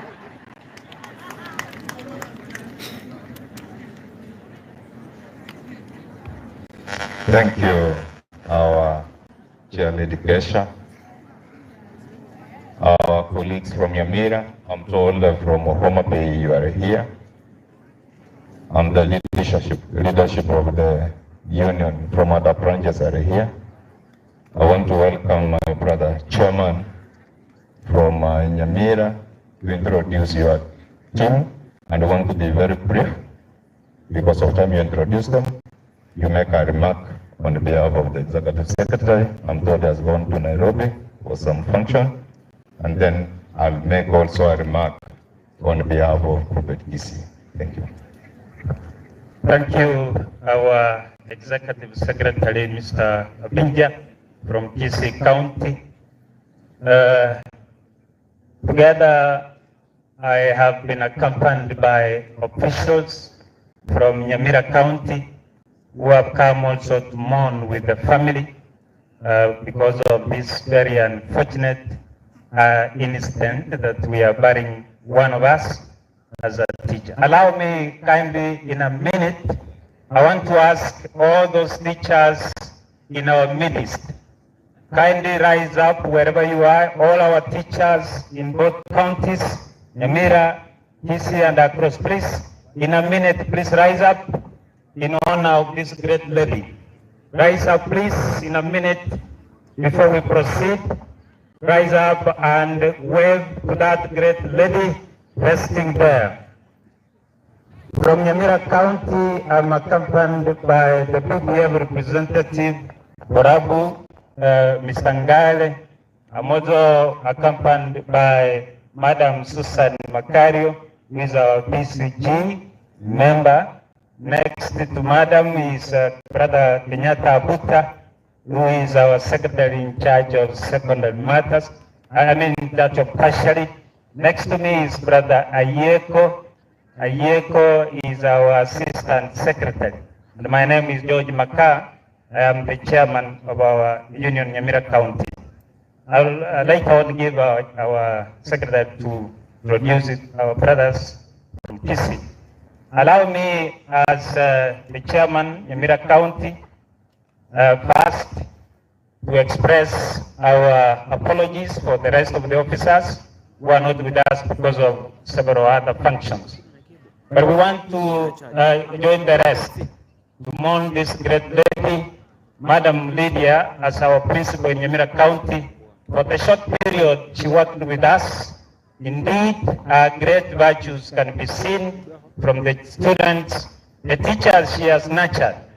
And as a lady who was very articulate and precise what she wanted, she indeed achieved a lot within that very short period. Madam Lydiah, may God give you the grace, may God give you the space as you join His kingdom. Want to pray as a team and the entire Nyamira that God spares a small space for you as you rest from our midst. Allow me also to join the rest by saying the circumstances under which this great lady left us is quite unclear. We will wish that God gave us the opportunity to know exactly what happened so that all of us will be settled as we proceed serving the nation because she was dedicated in her work, and unfortunately, in whichever circumstances she met her death, we will wish that we know, so that we can, all of us, including the staff, including the community of Rangenyo, including the students, that we will all have peace, that as she rests, she leaves us a great legacy, that we can proceed with our works and our great works. I want to wish the students of Rangenyo Girls that as you proceed on in the absence of a great principal, a legacy live in you now and forever, that you do much more, that even if she is absent, that our presence will be felt for what she implanted in you. May God bless each and every one of us. May God give us the wisdom to understand exactly what happened to that great lady. May God bless each and every one of us as we mourn this great lady, a legend who will live forever in our hearts. Thank you, and God bless each and every one of us. Asanteni sana Chairman. This is county that is in Nyega, Church of PPF, and this is Kenyanchui, our organizing secretary. I want to appreciate Nyamira for your turn up in large numbers to come and see on how we give up the fitting send off to Our Lady here. We are pained.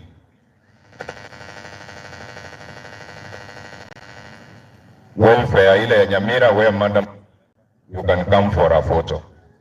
So I say this, I want to say that as teachers, we are pained, seriously pained. We witness this, we castigate it, and eventually we are not seeing the results. The executive secretary has powers to call for mass action. We are giving the security apparatus time. If we are not going to act, Madam Chair, I wanted to say this, na mtusaidia hapa.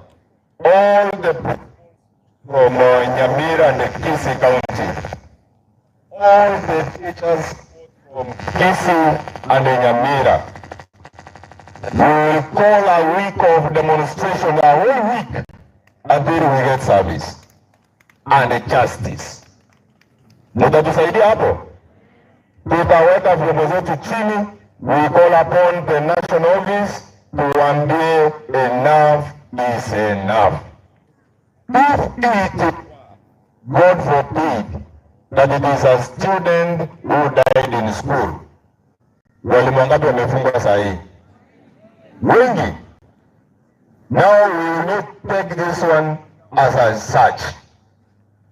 We are going to act, and I'm happy my brother from Homa Bay, the Executive Secretary Stephen Yogo is here.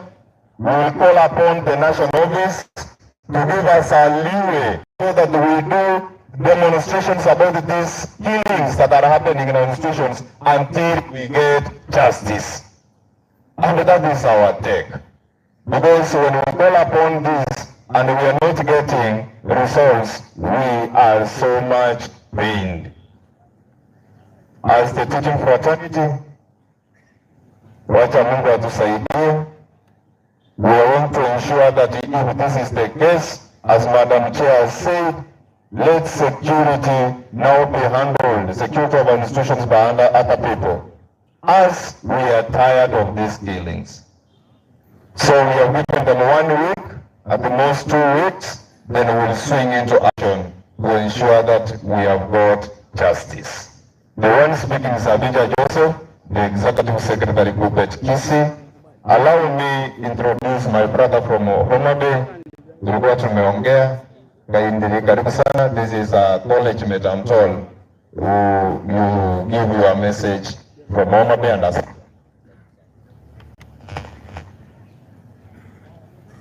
To the church that is presiding over this burial, all the relatives of Lydiah, waombolezaji wote wenye wamekuja, hamjamboni.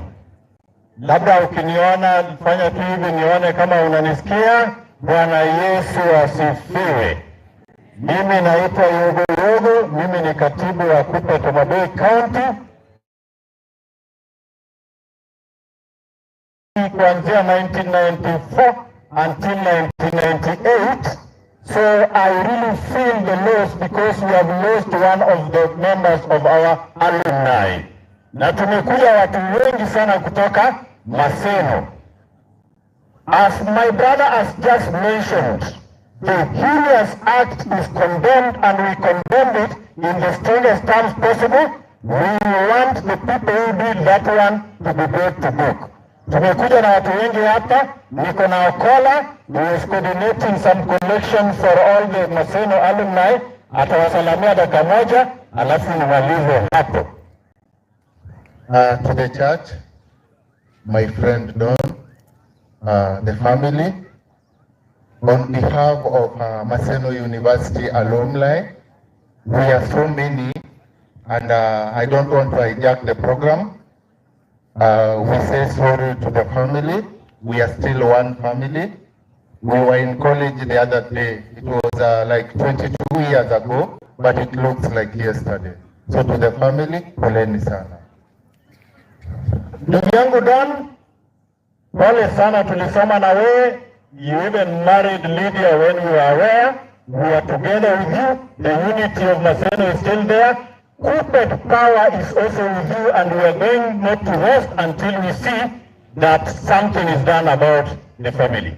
Otherwise, thank you Nyamira KUPPET and Kisii KUPPET. Watu wa Homa Bay wote pia wameleta rambirambi zao. On behalf of all the teachers from Homa Bay County, I brought the condolences. May God bless you.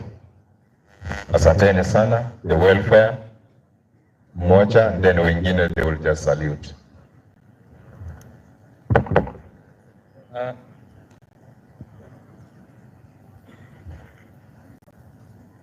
Thank you very much for this chance, but we cannot make a statement because our seniors have spoken already. We are grieving Madam. She was member number 62 in Nyamira South Teachers Welfare.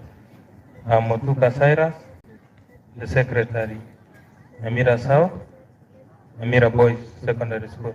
Inua mikono watu wote wa welfare. Yeah, there are so many, even our principals, our members. So poleni. Asante. Asanteni sana. Thank you so much. Madam, I can give you back the mic.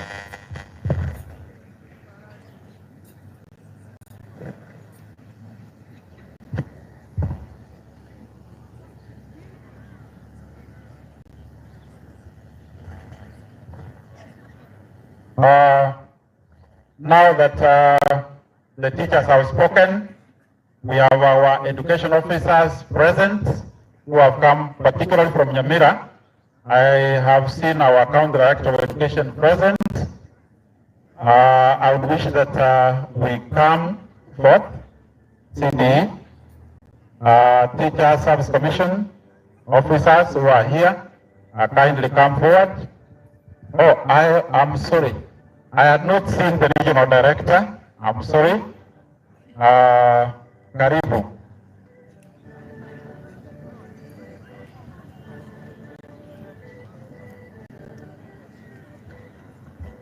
I'm sorry that RD had not seen you. I would have recognized you much earlier. Thank you for coming to grace this occasion. And now that this is Bwana CD's team, I'll give him opportunity to introduce this team. Oh, Madam Sub-County Director. The family and the children, waombolezaji wote, amjambo. My name is Faith Kiprono, the Sub-County Director, Nyamira South. I am the immediate boss of Madam. Unfortunately, I knew her for a very short time as I'm new in the sub-county. But I've heard a lot about Madam. I've seen a lot that Madam has done in the school. So, because I have my bosses around, they will speak more about Madam. With me is the sub-county council. I'll give him to say a word. Thank you so much. May I take this opportunity to convey my condolences to the family of Madam Lydiah. My name is Seje Silvans, Sub-County Council, Nyamira South, Poleni sana. I am Choela Tututi, CSO, one of the CSOs in Nyamira South, Sub-County, Polo. I'm David Nyonga, one of the CSOs in Nyamira North, Polo. Mamba Yohana, the Grand Support Officer, where Madam was working, and my son. That school was under my area of jurisdiction. Waniaba ya maofisa wa elimu na walimu nasema pole.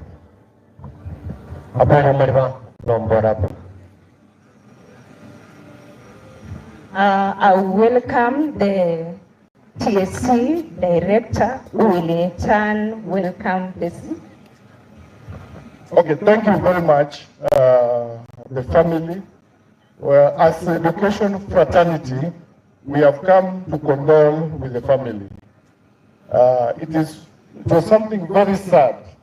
As you have been told, this lady was a very hard-working lady, and whatever she has done is actually on record. She entered that school in 2016 and got only enrollment of about 70 students. As we are talking today, that we have an extra county school, of which if we are told that we need to get another national school in Nyamira, Rangenyo is one of the schools we'll be thinking about. So we have lost somebody who should have done much more. And we have our regional director here, who also happened to have worked in Nyamira County. And right now, he has just arrived, and we are going to give him time also to talk. But before that, our regional director, TSC, was also in the school yesterday. And he ought to have been here with us, but unfortunately, he was got some engagement and he could not be with us. So I would wish my TSC counterpart to read his statement. My name is Boniface Ouko, the County Director, Nyamira. Thank you. Thank you so much, Mr. Ouko, our RD, the officers who have accompanied us. I'm Catherine Mwenda. I'm the TSC County Director, Nyamira. Having stayed there for a very short time, actually, we never had an opportunity to really interact with Madam Lydiah, because I was very new in the county. It was also a shock to me, but I received a lot of accolades through my staff on the level of engagement that Madam Lydiah had. And the fact that she was appointed a principal, it means that the employer had a lot of confidence in her. She had a lot of competence, and I want to say we have lost a leader. Allow me on behalf of the Teacher Service Commission to lead our condolence. This is our employee, and we've really lost a human resource. Family members, the POM members, members of staff, the students and parents, my colleagues from TSC and Ministry of Education, principals and teachers present, members of the clergy, distinguished guests, fellow mourners. On behalf of the Teacher Service Commission and on my own behalf, I would like to condole with the family and friends of Leonard Nyairo Onyoni. Very difficult time following the untimely death of his wife, and mother to his children, Natalie and Miguel, that occurred on 10th of October 2022 under unclear circumstances. Lydiah was the principal of Onyoni Girls, Nyamira South Sub-County in Nyamira County at the time of her death. It is unfortunate that Lydiah, a hard-working, very young professional, met her death at the prime of her career, having risen through the ranks from an assistant teacher to the current position of a principal. Madam Lydiah had served in the teaching career spanning 21 years. We value the work that Lydiah did at St. Peter's Chirongi Secondary in Kisii County, where she was posted as an assistant teacher on 14th of June 2001. She was later appointed a deputy principal and deployed at Sengera Girls on 5th January 2016. Lydiah was later appointed as a principal on 29th of April 2016 and deployed to Our Lady of Mercy Rangenyo Girls Secondary School, where she most recently served with diligence and utmost commitment. The school, under her keen leadership, registered an improved performance to a mean score of 7.944 in 2021. This was an industrious achievement.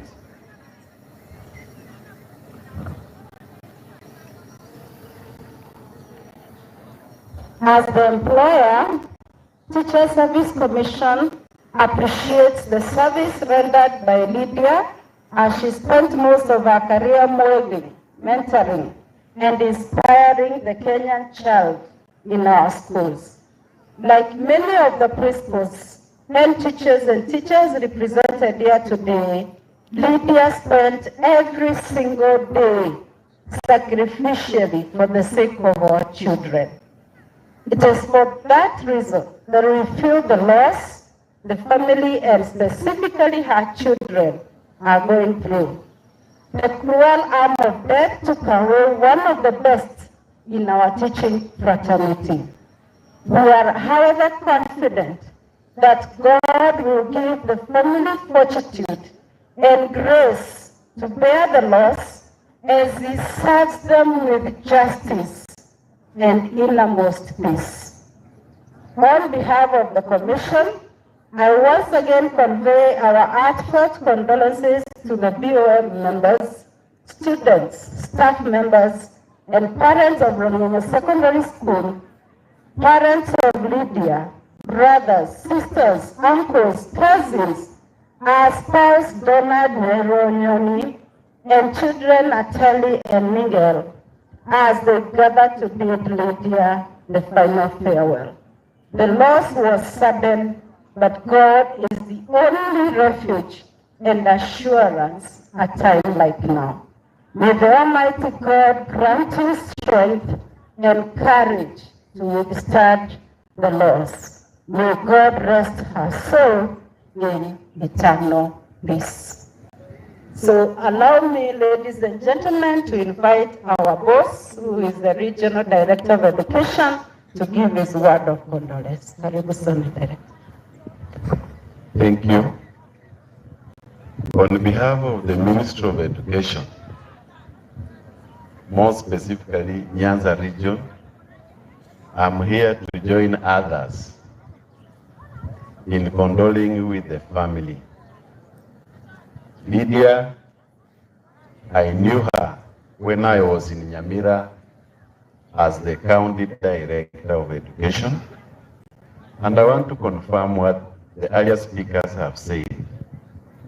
Remember, she went to Rangenyo being posted when she had been performing the duties of a deputy principal.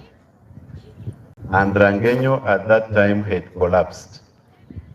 We were talking of only 86 students. At that time, many of our teachers would have run away. But she was patient she took up the challenge and from scratch brought that school to where it is. At the moment, everyone admires Rangenyo Girls. It is so beautiful, and when you go inside, she has utilized the process properly for the intended purpose. It is unfortunate, and as we have been listening, the speakers from the Kesha officials and the union officials, the education fraternity is very bitter with what happened. And I want to assure the mourners that the government is very keen and investigations are still going on. We believe no stones will be left. We will ensure all those involved will bear the consequences of their act. As we come, our prayer is to the family, especially the children. Lydia did her best. She was still very young and committed. But at times, God's time, when He decides, we have no way of preventing it has happened. We join the family to pray for her peace, to ensure she has eternal peace. We also want to wish the children the best, that from them a descendant will emerge to be like her. We have lost, but I know God is with us and we shall recover. Thank you.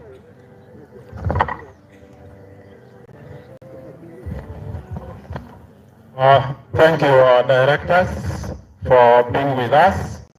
We feel honored when you are part of us in such an event.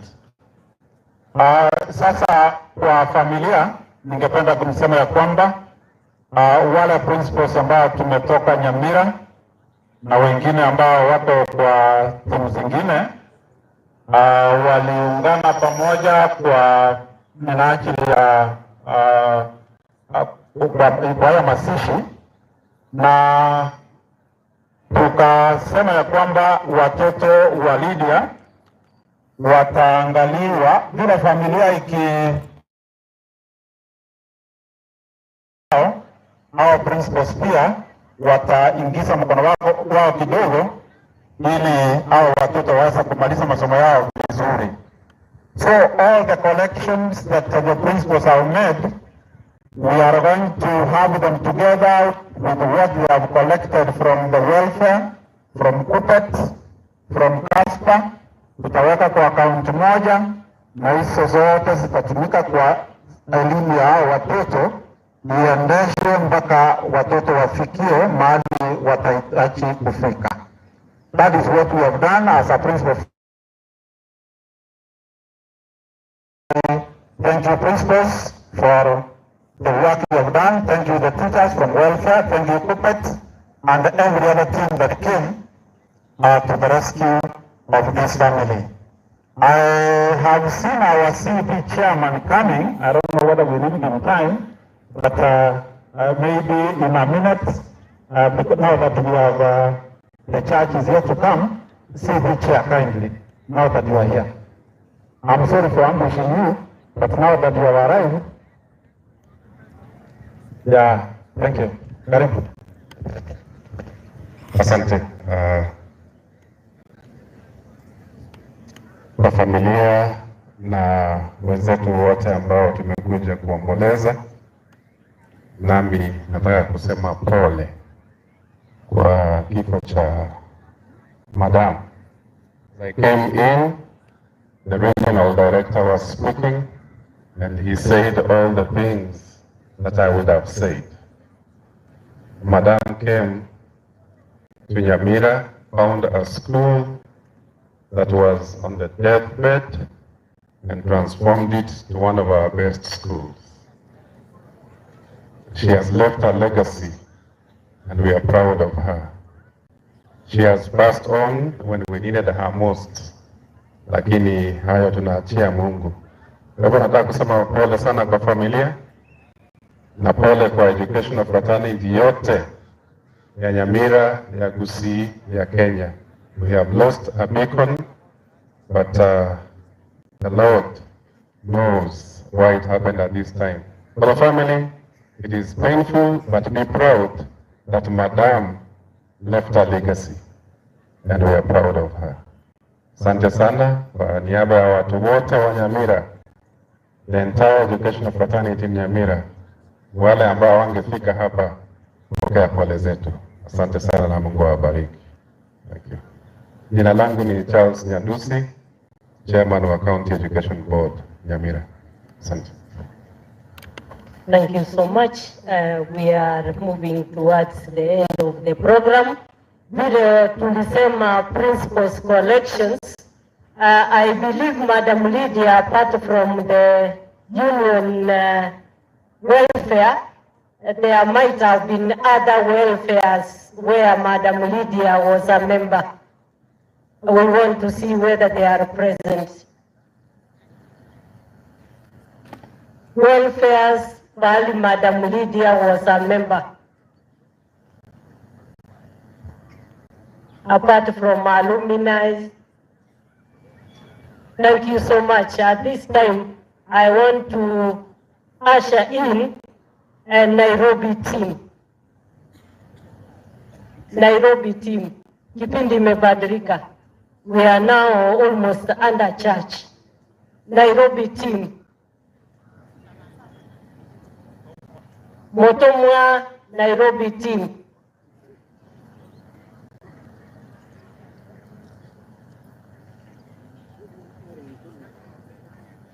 And then me.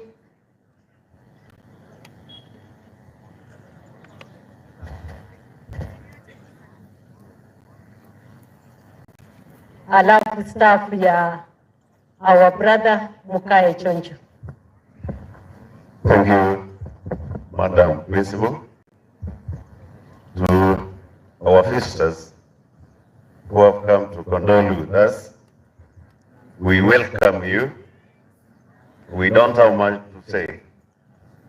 We have lost the best in our family, Madam Lydia. She was there for all of us. Wherever you come from, Nairobi, the first stop we have, Wumwa Kongori. That's where we do our dinner. That's where we do our breakfast.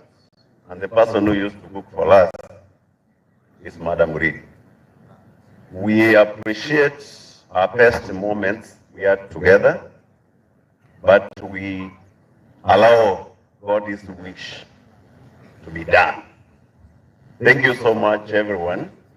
I will hand over the mic now to my seniors.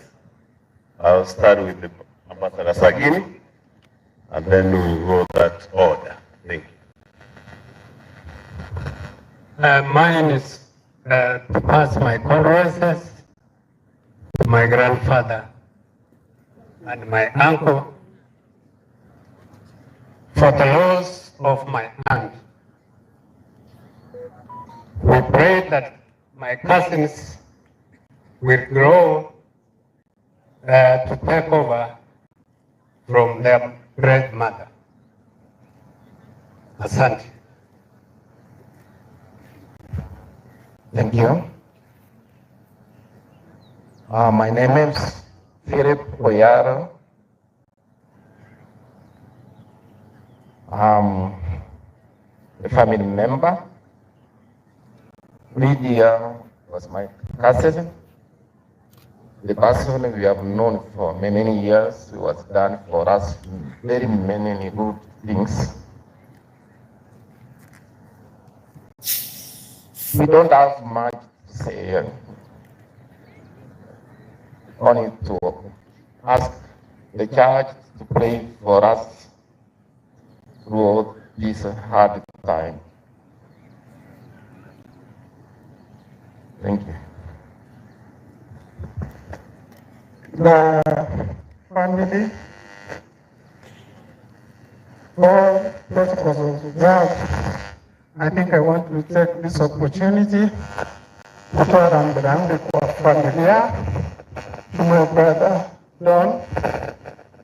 There is so much we can say about Lydiah, but as I speak as part of the rugby team, I think it's important to mention that as the director of education said, Lydiah, her first station was in this school, St. Peter's Chironge, where I happen to be the Board of Management chair, and the principal was here. If you can also show his hand up. Okay, I understand, but I wanted to just make sure that because he's the host, maybe, and Lydiah, this was our first station, would be important to acknowledge. Otherwise, mine is to say pole, and to the children in Rangenyo, poleni sana, we wish you well. To the children that she taught when she was in St. Peter's Chironge, poleni pia.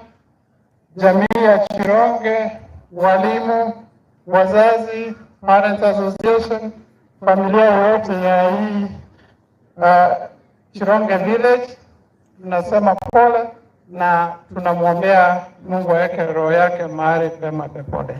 Asante.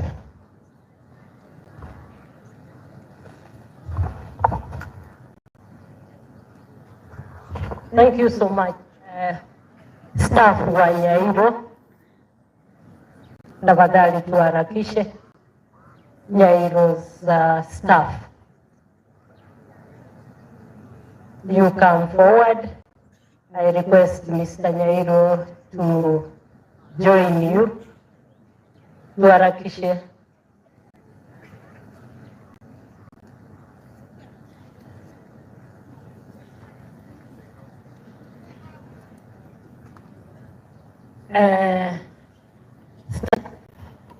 County government, I know the deputy governor was here, but the staff wenye hawakuongea sasa. To talk, the rest ni picha. Thank you. All county government staff, kindly step forward. Amongst us, we have staff of different categories, but I want to appreciate and recognize the presence of the Public Service Chair, Madam Nancy. Kindly step forward and talk on behalf of us. The clergy, the family of our brother, Director Nguri, the people of this village, the friends and relatives. Bwana asifiwe. Let me take this opportunity to do a very quick intro because there is not much time for saying a word. I will start with the chief officers that are here. I can't see your name, CLC. Just your name. Good afternoon. Nasema pole sana. I know this family. I went with Joyce. Joyce Yongori was my classmate, 1981 at Kireligas. Joyce, pole sana. Ninapeana pole. Anna Lydiah comes from my home. My name is Dr. Doris Nyokang from Wetago. She's my niece. Wangu pole sana. Asante. Then we have who will speak is our sister here, who has now become the CC, Nyamira. Kindly allow me to give her to say one word. Thank you, Madam. The family of Ongori and the mourners. Habari ya afternoon. Tuko hapa to mourn the spouse of our colleague. I have been an assistant director in the county government of Kisii We have an association of directors. So I came as a staff of Kisii County government up to yesterday. I was just sworn in as a CEC agriculture in Nyamira yesterday. So today and from next week, Madam will be handing me over to Nyamira to serve there. And I represent the county government of Nyamira now to mourn with you and say that we are all going to team up and ensure that justice is done so that our sister Lydia, who went in very unclear circumstances, the family sees justice. We mourn a lady whom we all were hearing was performing so well. It is very difficult to get a very focused lady like that. So as ladies, we are really mourning, we are hurt. It is unfortunate, but we pray that she rests in peace and her family is consoled. Thank you. Thank you, Madam CEC, for beginning your immediately. Allow me to ask all directors that are here to step forward and salute.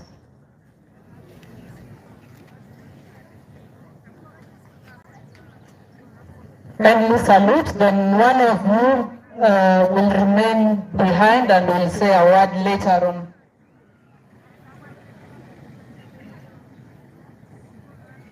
Please align yourself for a photo.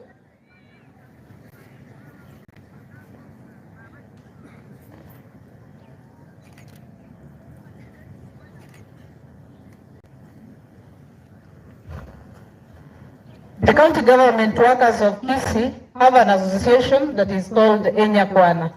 Kindly, if you are a member, also step forward to take a photo with direct. Yes.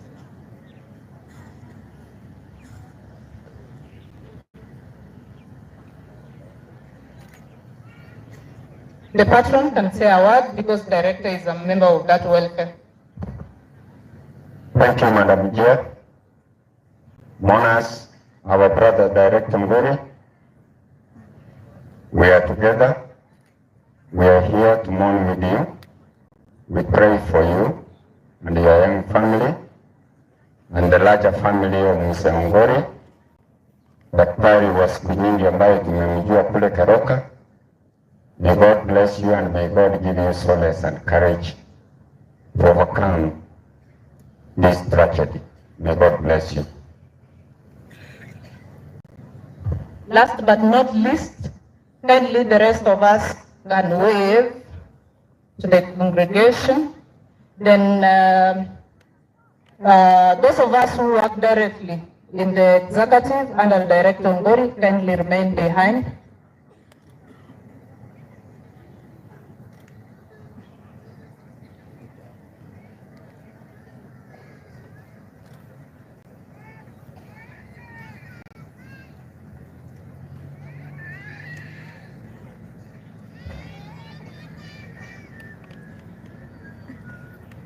When the photo is done, we can know so that. All right, kindly wave as we sit. Lastly, let me also take this opportunity to bring my condolence as Nancy Nyamwenge, a friend to Director Ngori. Then secondly, to bring my condolence on behalf of the whole public service of Kisii County. Director and your family, we are together in this. Let me also bring the apologies of our Chief Officer, Chief Officer Alex Nyamoya. He told me to bring his apologies. He was here, but he had another funeral to attend. Above all, we want to leave this family with prayers and to say that when the road becomes rough, turn to God. Thank you. Thank you so much. We want to give a very brief chance to Kayu's friends of Kayu's from Nairobi.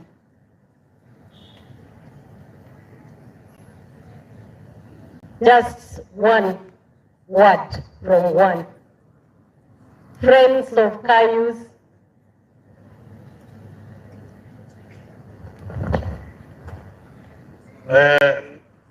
Naomba wale wanaotoka Nairobi kukuja kutupatia pole wakuje mbele waonekane wasaludi.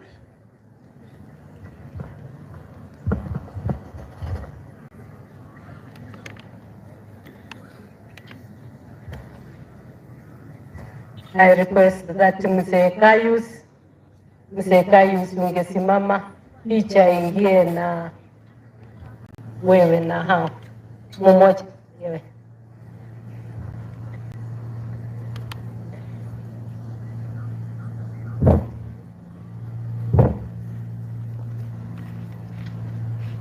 Mzee wa Lydia, familia, marafiki, walimu, watoto na wana kijiji kwa ujumla, tunasema poleni sana.